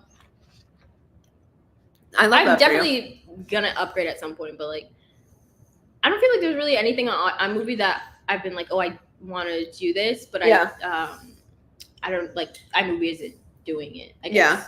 I'm not very technical. Yeah. I mean, there are also plenty of YouTubers with thousands and thousands of subscribers that still use iMovie. Yeah. So. One of my favorites has like 300K. She uses iMovie. Oh, I love that. Girl. Yeah. I've really started to view YouTube. Sorry. I've really started to view AuthorTube specifically as collaborative instead of competitive. And since making that shift, it has helped me grow much more. Also, it's more fun. Yeah. I agree. Like, I feel like mentioning other AuthorTubers in your videos and then like having them mention you, like things like that can really help you grow. Or even I see some AuthorTubers link other people's channels on their channel. That's really sweet. And like, if you're coming at it from a competitive mindset, you would think, well, I don't want to send people to another channel. That's so weird. That's really weird. But like, it's all helping the overall community, and like people who are fans of AuthorTube will want to watch you too, you know? Eat it up. And if you are making videos as if like that's something you would want to watch and you're sharing like someone that you actually do enjoy watching, then they're probably gonna like both of you guys. Exactly. No, I agree. Plus, like, if you build genuine connections with other creators, like, you guys are kind of creating a wider community together as well. It's like, it's like seeing a crossover episode, you know? We're having a crossover right now. Exactly. It's like, oh, I watch this person and I know that they're friends with this person. Yeah. That's fun. I can watch both of them. Like, that's such a fun part of YouTube. You know what I mean? I think what they were saying is when you post a video, your video is competing. If you grab the attention of people that come across your video will be successful. Yeah, that's true. Sometimes I look at it as like a lottery ticket or like a piece on a Monopoly board where it's like every video you put out is a chance to get discovered, you know? Which I feel like is a nice way to view it. Yes, the crossover episode. It's the AuthorTube cinematic universe. Yes, that's why I like even chatting in other live streams, because it's like everyone talks and then they're like, oh, hey, like I recognize you, hi, like it's cute. I need to get on this author too. It's just like I'm like the way that the community is just like it's so fun. I would love to hear, Amina, how you feel like you discovered your like niche and how your idea of what content you were going to make changed. Okay, so when I first started my channel, I knew I wanted to do lifestyle videos and I wanted to do language videos. And so if you go back to my channel, those are the first few that I've done. Which is so funny because then like eventually I started reading again. I rediscovered my love for it, and then I started incorporating it into my channel, and I was like, I want this to be like a book too. But I feel like I'm not even like, I don't have like a niche. Like I can't say like I'm a booktuber only because like I do also language videos, but then I can't say like I'm only a language learning channel because I also like language learning. And that's why I feel like it's really important to like put that personality out there as well, because hopefully there's overlap. And I recently did a poll too of like, what videos do you like to enjoy? What do you enjoy more? I said language videos, books, or both. And a lot of people said both, which I was like, oh, and that could be a coincidence. And maybe y'all just both really like those. And I like that. I think it's cool to see that people share similar interests. But I don't know. I feel like when you start a channel, you should be flexible with which way it goes. Don't be so like stagnant and be like, this is exactly what I'm going to do, which is pretty interesting too, because there was like a long gap from when I did my last language video and then like the next one. I don't even know the gap, but it was like a couple months, if not a year. And that was like when I said like, oh, I'm going to start my channel off with that. And it's probably going to be the main thing. And it's interesting too, because I can't even say, like, if you look at my channel, I don't know if I can say like, oh, these types of videos generally do better than others. Like my top 2 videos is a language video and a Kindle book video. So like, I can't say, and like the third is probably a language and the fourth is probably, you know what I mean? So I can't even say like, you know, I was moved by the views and maybe leaning into it. So I don't know. I definitely think though, like in terms of just like, if you want to like grow fast, like definitely going into like a niche would be the best thing to do. And I do consider sometimes like, okay, maybe like for a certain amount of time, maybe I should make some like the next few videos language learning related or book related learning or book related. But I don't know if like I said, when, you know, I'm not so focused, I think right now on like reaching a certain number of subscribers. But yeah, I don't know. I feel like I just lean into what makes me happy. And like, especially if the views aren't really steering me in a certain way, then like I don't feel the need to change, which I don't think is a bad thing either. Like if I notice that like my book related videos like pop off consistently like crazy, don't be surprised if you don't see a language video for a minute. And it's because I like both. So like, I don't think it's bad or fake or whatever, especially if you do want to make money, like to lean into that. You know what I mean? So you have thoughts? This brings up many thoughts. That's so interesting. Because, well, I think something you mentioned was like finding the joy, like what content brings you joy. And I think it's interesting to think about how to find the balance between chasing views and what do you want your channel to be? Because it's easy to get very lost in chasing views, and we've analyzed so many other YouTube channels together. We call them case studies. But I feel like if you get addicted to views, which we've both at certain points been way too obsessed with our YouTube analytics, and it's still something that I look at way too frequently. Me and the YouTube Studio app do not have the best relationship. And it's especially hard when you're growing because you want to look all the time. It's like, oh my God, like, and there's like a dopamine. Like a physical reaction where it's like, oh my God, like, I did not expect that. Which I'm sure, let me know if you guys can relate to that, but I feel like that's a universal experience. Like you like checking, it's like a little lottery machine thing. But anyway, so it's hard to find that balance of, I want my videos to do well. I want to grow. I want to build this community. I want to be able to make money from this thing maybe. But also, how do I make sure I'm staying true to what I want to create and what's fulfilling? And like she said, yes, you'll probably grow with a more specific niche.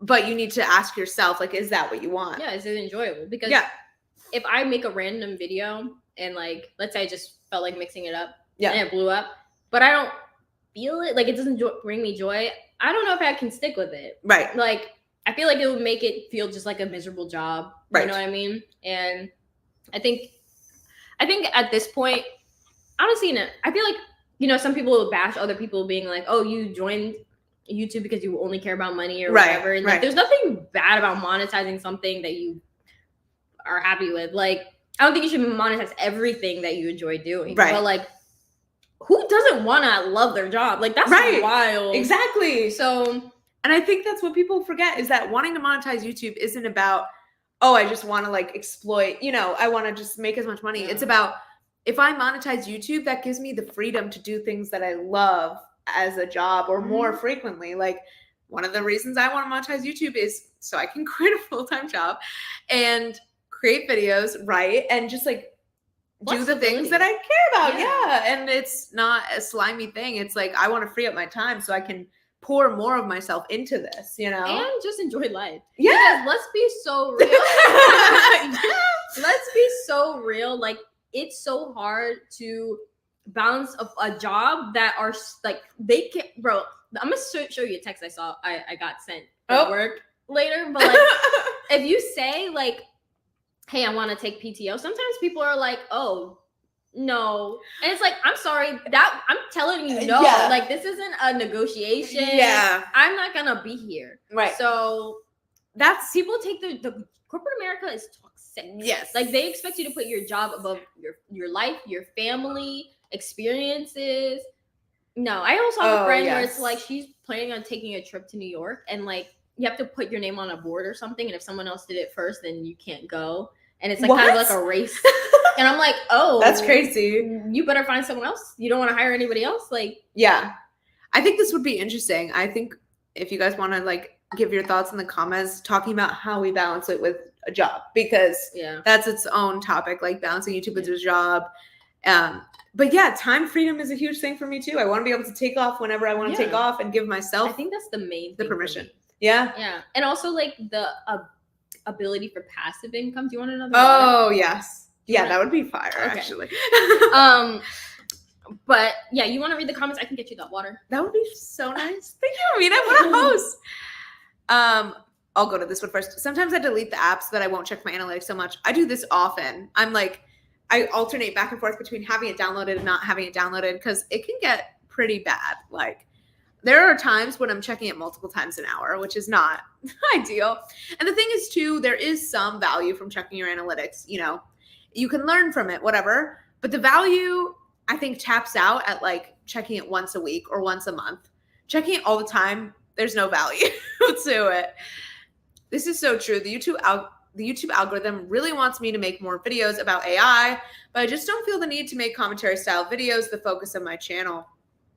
And I do feel like when you talk about a controversial topic, they tend to do well. Yeah. Which is a whole other thing. And like, don't let them bully you into doing what you don't want to do. Do not let the algorithm bully you. Because I feel like the algorithm likes controversy. Like, even people who I see post like stalker story times or things that are very personal and traumatic. Oh, to me, I'm always like, God, like, I know the YouTube algorithm is going to reward you, but I would never want to. Yeah, people go like personal. It's selling your soul a little bit. Selling their soul, like, that's, I feel like, the moral of the story, guys. Yeah. Don't sell your soul, and like have like boundaries with what you post. Yes. Do not just like share anything because you think it'll be good content. Yes. And like, that brings me into how I feel about like people sharing like their children online and like trying to like monetize their children, and like that's like wild. Like, literally think about that for a minute. Like, people are literally gonna take like their cute little baby and be like, okay, you're cute, let me show the world so I can get more views, more clicks, and eventually those kids are gonna grow up, honestly. And I've seen like some channels, like family channels, the kids grew up, they're not like that baby cute anymore. Yeah. The subscribers did. Like, it's wild. And like, I don't feel like people realize how, like, that's wild. Like, that's kind of messed up. Like, they didn't ask to be online. They shouldn't be like working. Yeah. You know what I mean? Like, let them enjoy. Don't expose them. There will be kids throwing tantrums and doing things that you don't want to like that's private. You know what I mean? Don't like just like show like an embarrassing moment for them online and like Agree. You know, I feel like it's good to know before you start a channel or like now if you haven't already, know what you don't want to. Yes, that's a great point. It's interesting because before you came into my apartment, you didn't know you didn't know what it looked like or the layout of what it looked like. And I did that purposefully because I don't want people online to know like I think house tours are wild. I'll probably do an apartment tour. I'm not gonna lie. I mean, you do you. And also, I don't think it's like that crazy. Like for an apartment, just because it's smaller. But like some people do house tours. You can see where the kids' rooms are, where the masters are, where you know what I mean. Like they can know the exact layout. And so when they have these stalkers or people like doing like sketchy stuff, they know exactly where to go. And like even showing the outside, like you know, and I think the boundaries thing is interesting, and I think it's why we both really like topic videos is because then there's still a separation between us as people and our content. Yeah. And I think that's something we both really like. Like, I feel like I'm very authentic in what I share, but I'm only sharing this one, for the most part, this one part of my life, right? Like the writing stuff. Yeah. And it allows it to not feel too like people who vlog every day. Like I don't know how they do that. I was about to say like maybe that's why we also don't like vlogging very much. Yeah. Like we have a vlogger friend. It's like, girl, how do you do that? Like that sounds exhausting. And like, where's the boundary of like, you know, work and your life? Like, yes. And I think it's fun, like if you vlog a day, right? But like if that's your whole thing, and there's nothing bad about that, but I'm just saying that seems exhausting. Right. Like, where's the line? Like, yeah. And one thing I like about filming writing vlogs is when I'm not doing anything writing related, I don't really pick up the camera. And so it's like, there's still times in my day that feel like they're mine, you know, and not like being used for content. And that separation is really nice. And parasocial relationships. Like, oh, that's a whole. But like, bro, guys, like some people, I don't know. Like, I want to rant about the comments I've been getting. Yeah, you should share your comments because you got some wild comments. But I feel my God. Even though you have that boundary, sometimes people can like overstep or think more. But like, imagine if you didn't have that boundary. How much people would try to like get in. Like people share. I don't know. People share their homes, their children. Like you just I mean, but we're friends, so you. Like, I would never show like, for example, my niece or something. Right. Online. Right. Like, but. Well, that's a good point because I've seen creators literally get comments like people who vlog more, share more, like personal details. Get, you know, long paragraphs of like the fact that you're moving in with roommates shows your lack of growth as a person, like things like that where it's just like, what? Like, why would you think you know that person to that extent or be that invested? Yeah, it can get dicey with the parasocial relationships. And also like when you start getting hate comments, like I don't think that I get hate comments, but recently I've been getting more and more borderline hate comments. Wild comments. Like I had someone, I blocked them immediately, but someone the other day be like, why would you use that phrase? It was, what was the phrase? Without further ado. Yeah. Okay. I said without further ado twice in a video. And I got a comment being like, why would you say without further ado twice? That's the most annoying phrase in the world. And I'm like, what made them be like, hey, let me just like challenge this girl and like. And the thing is, putting yourself online is vulnerable. It's difficult. It takes a lot of bravery and energy. I would like to see them. I would like to see them. Let's see you go online. And that's such a harmless thing, saying a phrase. And I hate to say this, I get very long comments from men sometimes. It's always the men. No hate to any men in the chat. We're happy to have you. But sometimes the men in the comments be wild and it's just kind of crazy. Both of the AI videos I've made have gotten crazy views. The first one is about 8K. Wow, that's amazing.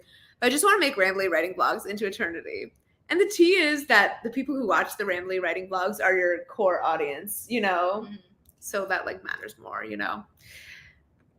It is my dream to stay home and make writing vlogs. So the sooner I can get a full-time income, whether through YouTube, a book deal, or a sugar daddy, the better. That's amazing. Yeah. Best of luck. Yeah, you got it, honestly. And I feel like sometimes it's a combination of things. Like that's how Sugar daddy, book deals, all of the above. YouTube AdSense. And diversify your income, guys. Diversification. All the small creators that I've seen go full time, which I've seen quite a few, especially writers go full time with a few thousand subscribers. They have diversified income. Bro, I've seen these finance people be going full time, like less than 10K subscribers, and I'm like, whoa, it is possible, dude. If you're strategic. Yeah. Want me to read it? Yes. I'm about to hit 7K. Do you think it would be best to get a camera? And if so, what kind of camera is the best? Honestly, I don't feel like if you hit a certain amount of subscribers, it's time to upgrade. I think it's like time to upgrade when you can afford to upgrade, when you want to upgrade. And we talked a little bit about this, but I don't have much experience with different cameras, but the most recommended like beginner camera people talk about is Sony ZV-1, which is what we both had. And then you have the ZV-E10. Yeah. Which I do think is slightly better, but the ZV-1 was perfectly good too. It's like, it depends on what you want for your videos. So different cameras do different things. So if you just want a simple vlog camera or just like a beginner, I feel like camera, then go ahead. But I don't know if it's like, wait. Did I read it wrong? I'm about to hit 7K. Do you think it would be best to get a camera? Okay, yeah, I did. I thought I was like, did I read it wrong? No, but I don't know if, like I said, like it's now the time because you hit 7K. Like if your phone's working, it's working. But I would say though, I wish I had upgraded sooner. Interesting. To a camera. So in my experience, I wish I had done it earlier. Because I do think it makes a difference. Oh, absolutely. Yeah. But I just don't know if it's like the make or break. The make or break, or it's like when you hit a certain milestone, or like now that you're getting up there, then maybe it's like time. I think it's when you can afford it, and I don't know. I feel like it can be expensive, but it's definitely worth an investment if you're ready for it. Like and if you know that this is something you want to stick with, like if you're like, I'm doing this, like I'm fully in, I think it's worth it to get a camera because you're gonna do it sooner or later. Might as well have more videos with the high quality. Your comments have been getting spicy, Brielle. I get the popcorn out when I open that. Bro, you be getting like paragraphs. They have been getting spicy. I've always had the philosophy, this is interesting, but this opens a whole other topic, but I've always had the philosophy of I will block and delete with no shame. Oh, yeah. And it's so weird because people shame creators for deleting comments or like that's wild. Not wanting negative comments on their videos. And it's not a thing of, I'm never wrong. It's just like, why would I want to see annoying out of pocket comments? It's your page. You don't have to like freedom of speech, freedom to block. Like literally. I don't have to hear what you have to say. No, and I think it's silly because it's like just because you have a platform doesn't mean you want everyone's unsolicited opinions, especially if they're very critical and judgmental. Just because I'm a creator doesn't mean that I have to be okay with that. So it's always been weird to me when people shame creators like, why do you delete comments or why do you because you hurt my feelings because you said something stupid. Like, you're interrupting my peace. So and I don't want that person coming back into my community and saying more negative things because it impacts me. It impacts people who are there leaving nice comments. Like, and you've had a few back and forths. I remember seeing in the comments of like someone saying something, other people might defend you, and then they're coming back, and I'm just like, bro. Which it always means a lot to me when someone defends me. Yeah, that's so sweet. It's very sweet because as a creator, you don't really want to respond. It's generally advised not to respond. Like an etiquette thing, maybe. Yeah, not to engage. Don't want to give them your time. Right, because it's just gonna encourage them or whatever. But whenever someone else comes to your defense, it's kind of like, but it's wild when they're like, the person will come back and then like double down. It's crazy. Or act like I guess the parasocial thing, right? Like act like they know you because they showed up to one live stream. Another thing is with something like writing, as a young girl writing, there are times where it feels like, Amina was saying this earlier, where there's condescending vibes. They think they know better. They feel like they need to educate you on the right way to do things. Because they're like, oh, that's cute. Right. You think you can write? Right. A woman? So that's a whole other aspect of it. Like, and that's why it actually makes me a little bit more nervous when it comes to like releasing a book and stuff too, because I'm like, but you're going to get that money.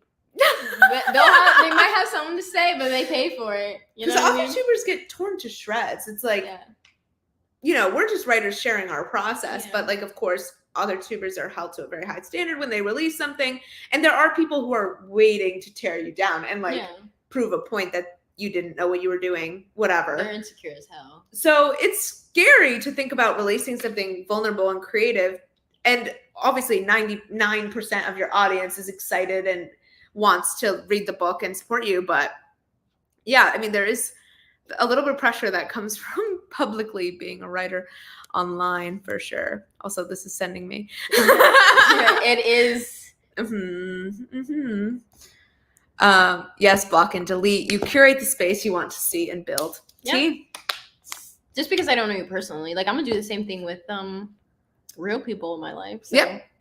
It's bold of them to think that I wouldn't do it to a stranger on the internet. Yeah. And it's also bold to assume that I would take your opinion. Yeah. I don't know you. The thing is too, like, from the viewer side, they see the creator, they think they know the creator. But from the creator side, especially if the person doesn't have a channel, doesn't share anything about themselves. Get into it, girl. Parasocial.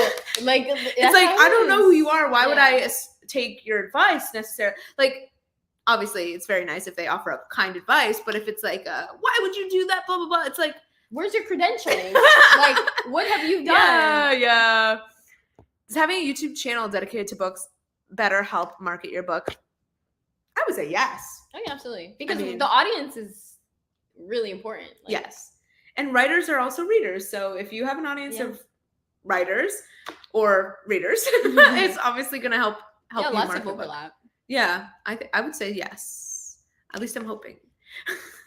We'll circle back. We'll circle back. Yeah, when I release something, we'll circle back. But that is a hope. Yeah, bro, you're gonna kill it.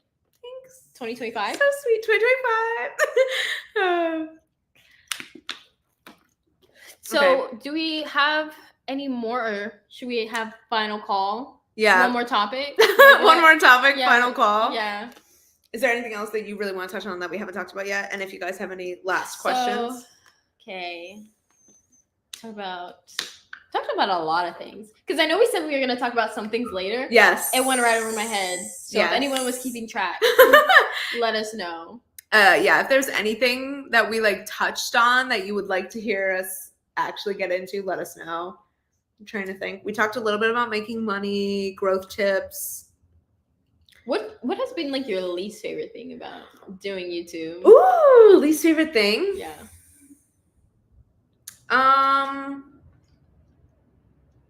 Honestly, probably the points where I got a little too obsessive with the numbers has probably been the least favorite thing, honestly. Where I lost track of why I was doing it and what was important. Yeah. It can make you really anxious. It can. Yeah. Or just I'd be anxious. Really discouraging too. Yeah.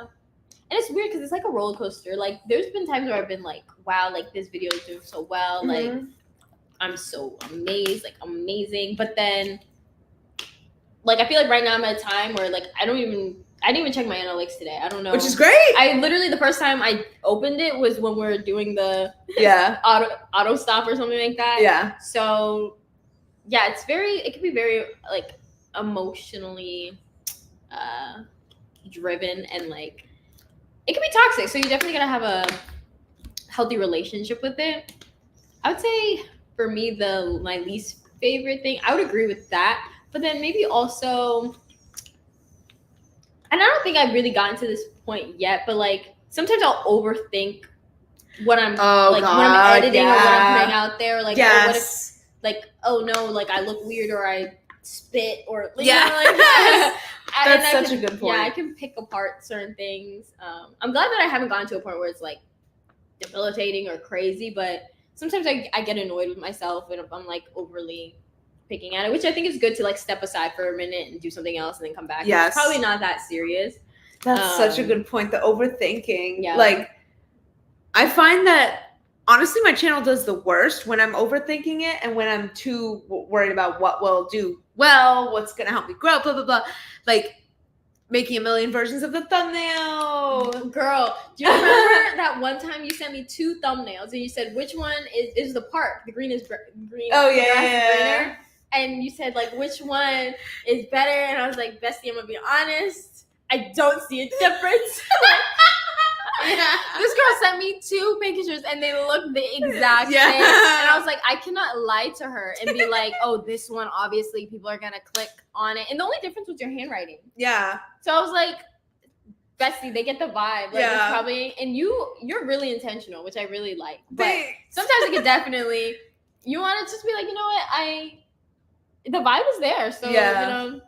And sometimes if you're really like, thinking about, oh, how do I keep people watching as long as possible? You can lose the heart in your videos. Like, you can start cutting out fluff that actually maybe you want in there. Because I love rewatching my old videos and stuff. And I don't know, like, don't lose the personality trying to make things as, like, widely appealing as possible. Because that's how you end up with really shallow relationships with your followers. And we've talked about that too, how a lot of big creators have kind of a shallow relationship with their followers because they dumb everything down, they water it all down because they don't even comment back. Yeah, they don't comment back. They're cutting all of the personality out of their videos to make them more like watchable or whatever. Or just like up here. I don't know how to describe it. Like removed. Yeah, like non-relatable. Like, oh, look at me, I'm doing all these crazy, amazing things, and they're not commenting on responding back to videos and stuff like that. And there's no personal connection. Yeah, and I feel like, you know, I love the comments that talk about like how they think I'm funny, or like they feel like they're watching a friend. Yes. Or like this is like FaceTiming a friend. Yeah, FaceTiming a friend. Like, I like that. Like, I don't ever want to feel like, oh, she's like up here. Like, I can never talk to her. She, you know, and I don't want people to feel like if I respond, they're like freaking out. Like, that's crazy. Like, how can she, you know what I mean? I want to always, and I'm sure like eventually there could be a point where it's like there's too many comments, you can't respond to everyone. But like, I don't want to ever feel like a celebrity. Like, I want it to feel like, you know, friends, but not like too much friends, because, you know, the parasocial. Yeah, because I've had a lot of comments. Oh yeah. No hate. Drag them. No. I'm saying no hate, and you're like, drag.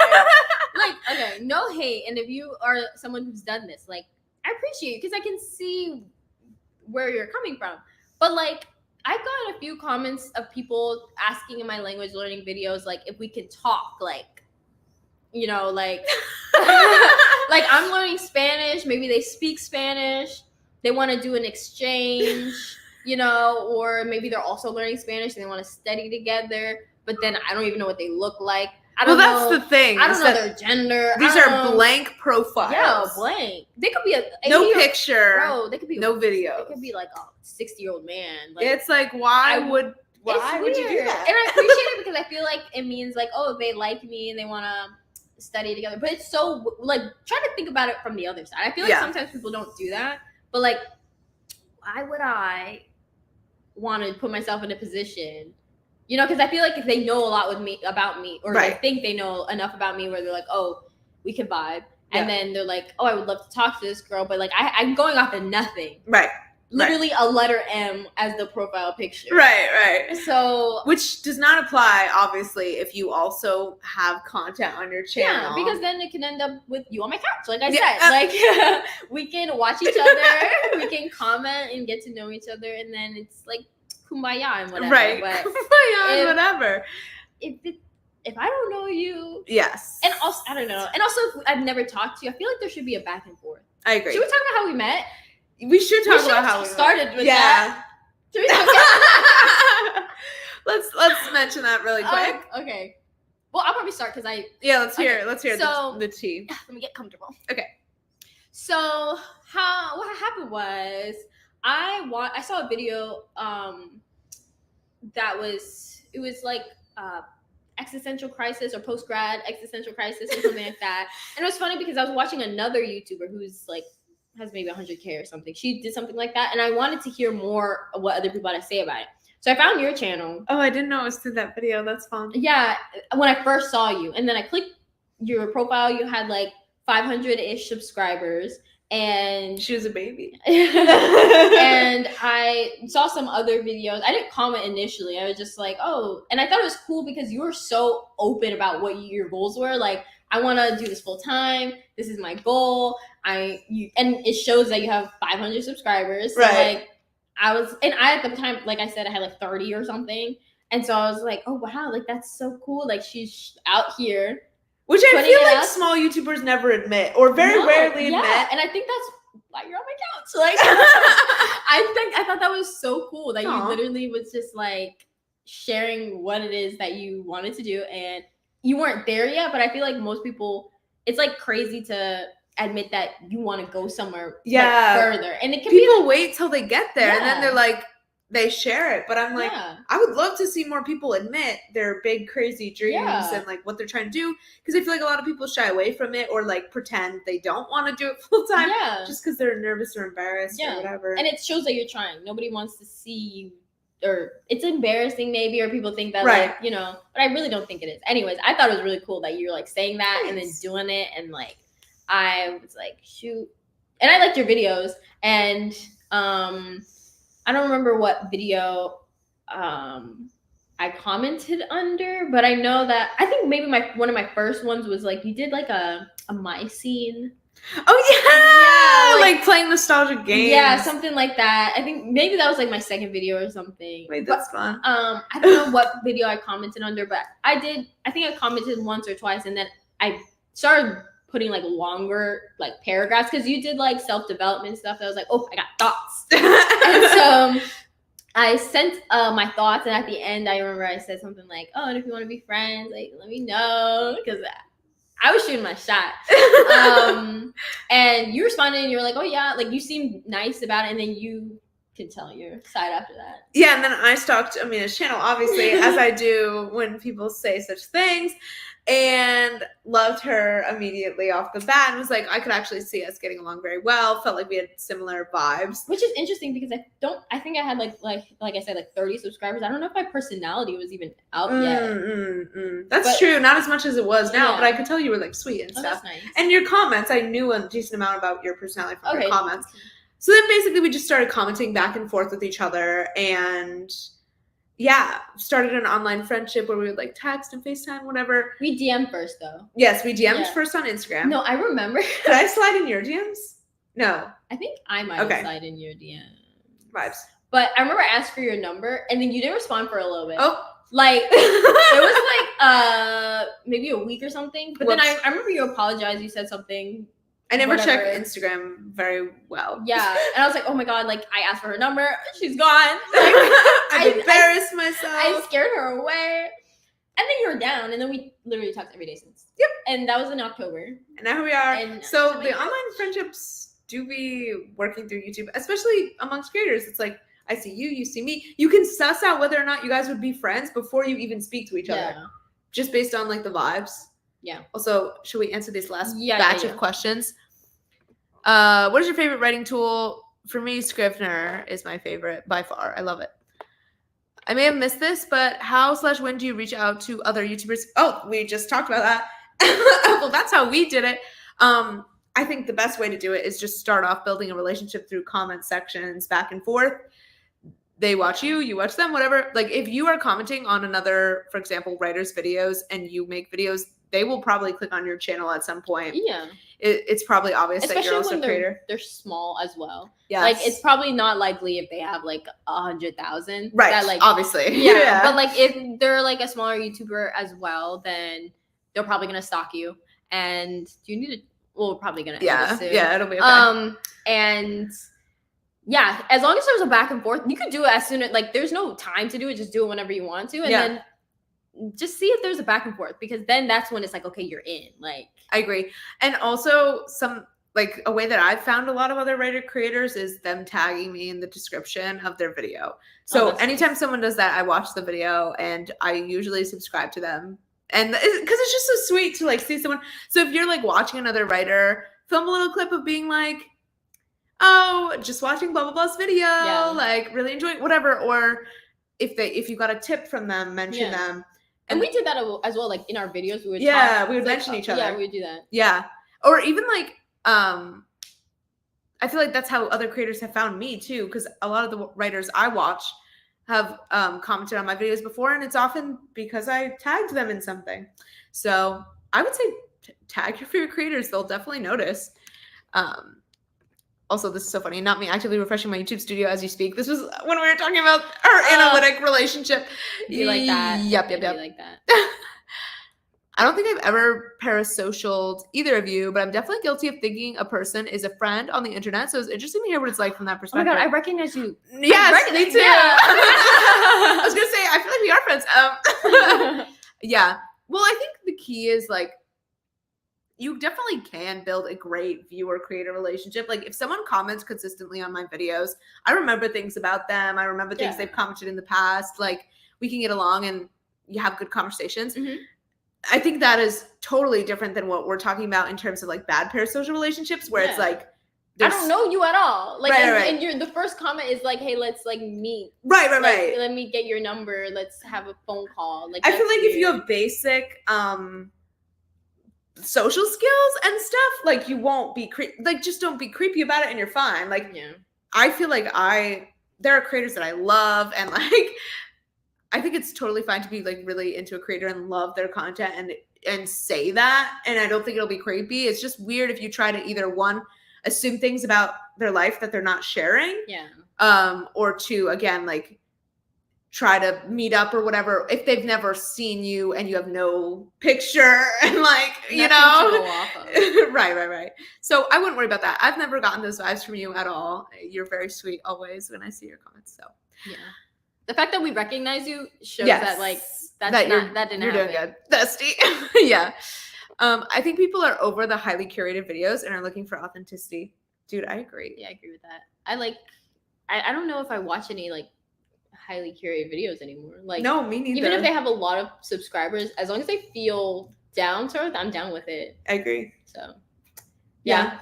And again, like I might watch one video from a creator like that, but I'm not going to get addicted to their content unless they have that authentic connection. Those are the people I watch all the time. You know, I want to feel like friends. I want to be like not a weird parasocial life, right. I want to just put them on my counter, do other things. Yes, and just like, have them in the background. Yeah, if you can become that for other people, I feel like that's really good. Like there are creators that I'll put on all the time. Like literally I could be doing a chore, I could be like washing my face, and it might be an old video of theirs that I've already seen, but they're just a comfort creator. Yeah. Oh my God, comfort. That's also a great compliment. Creator. Someone saying you're a comfort creator. I would die. I would fall over if someone said I was a comfort creator. That's like you made it. Yeah, literally. Forget the subscribers. I feel like also once you get to a point where that's why I feel like I'm content with like the community aspect. Maybe that's why I'm not trying to grow. Like growing might not be the biggest thing at the moment. But like if you're getting like such sweet things like that, it's the quality over the quantity. Yes, the meaningful comments. I agree. And then we'll wrap up with this. I'm not sure if this was asked, but what kind of equipment software to get started? Start with your iPhone. Start with iMovie. And there you go. And that's all you I made a video about that on my channel though. So if you want to watch that. Plug. It's what is it even called? How YouTube changed my that was like a trend. How YouTube changed my life. Yeah, YouTube changed my life. And it was my 2-year anniversary on YouTube. So I shared was that the video? Shoot. Actually, no, I made 2 videos. Watch 2 videos because I watched one where it's like my camera unboxing and I showed all my equipment and what I use. And then also how YouTube changed my life. I feel like I went more in depth maybe. Yeah. Just stalk me a little bit. But honestly, yeah.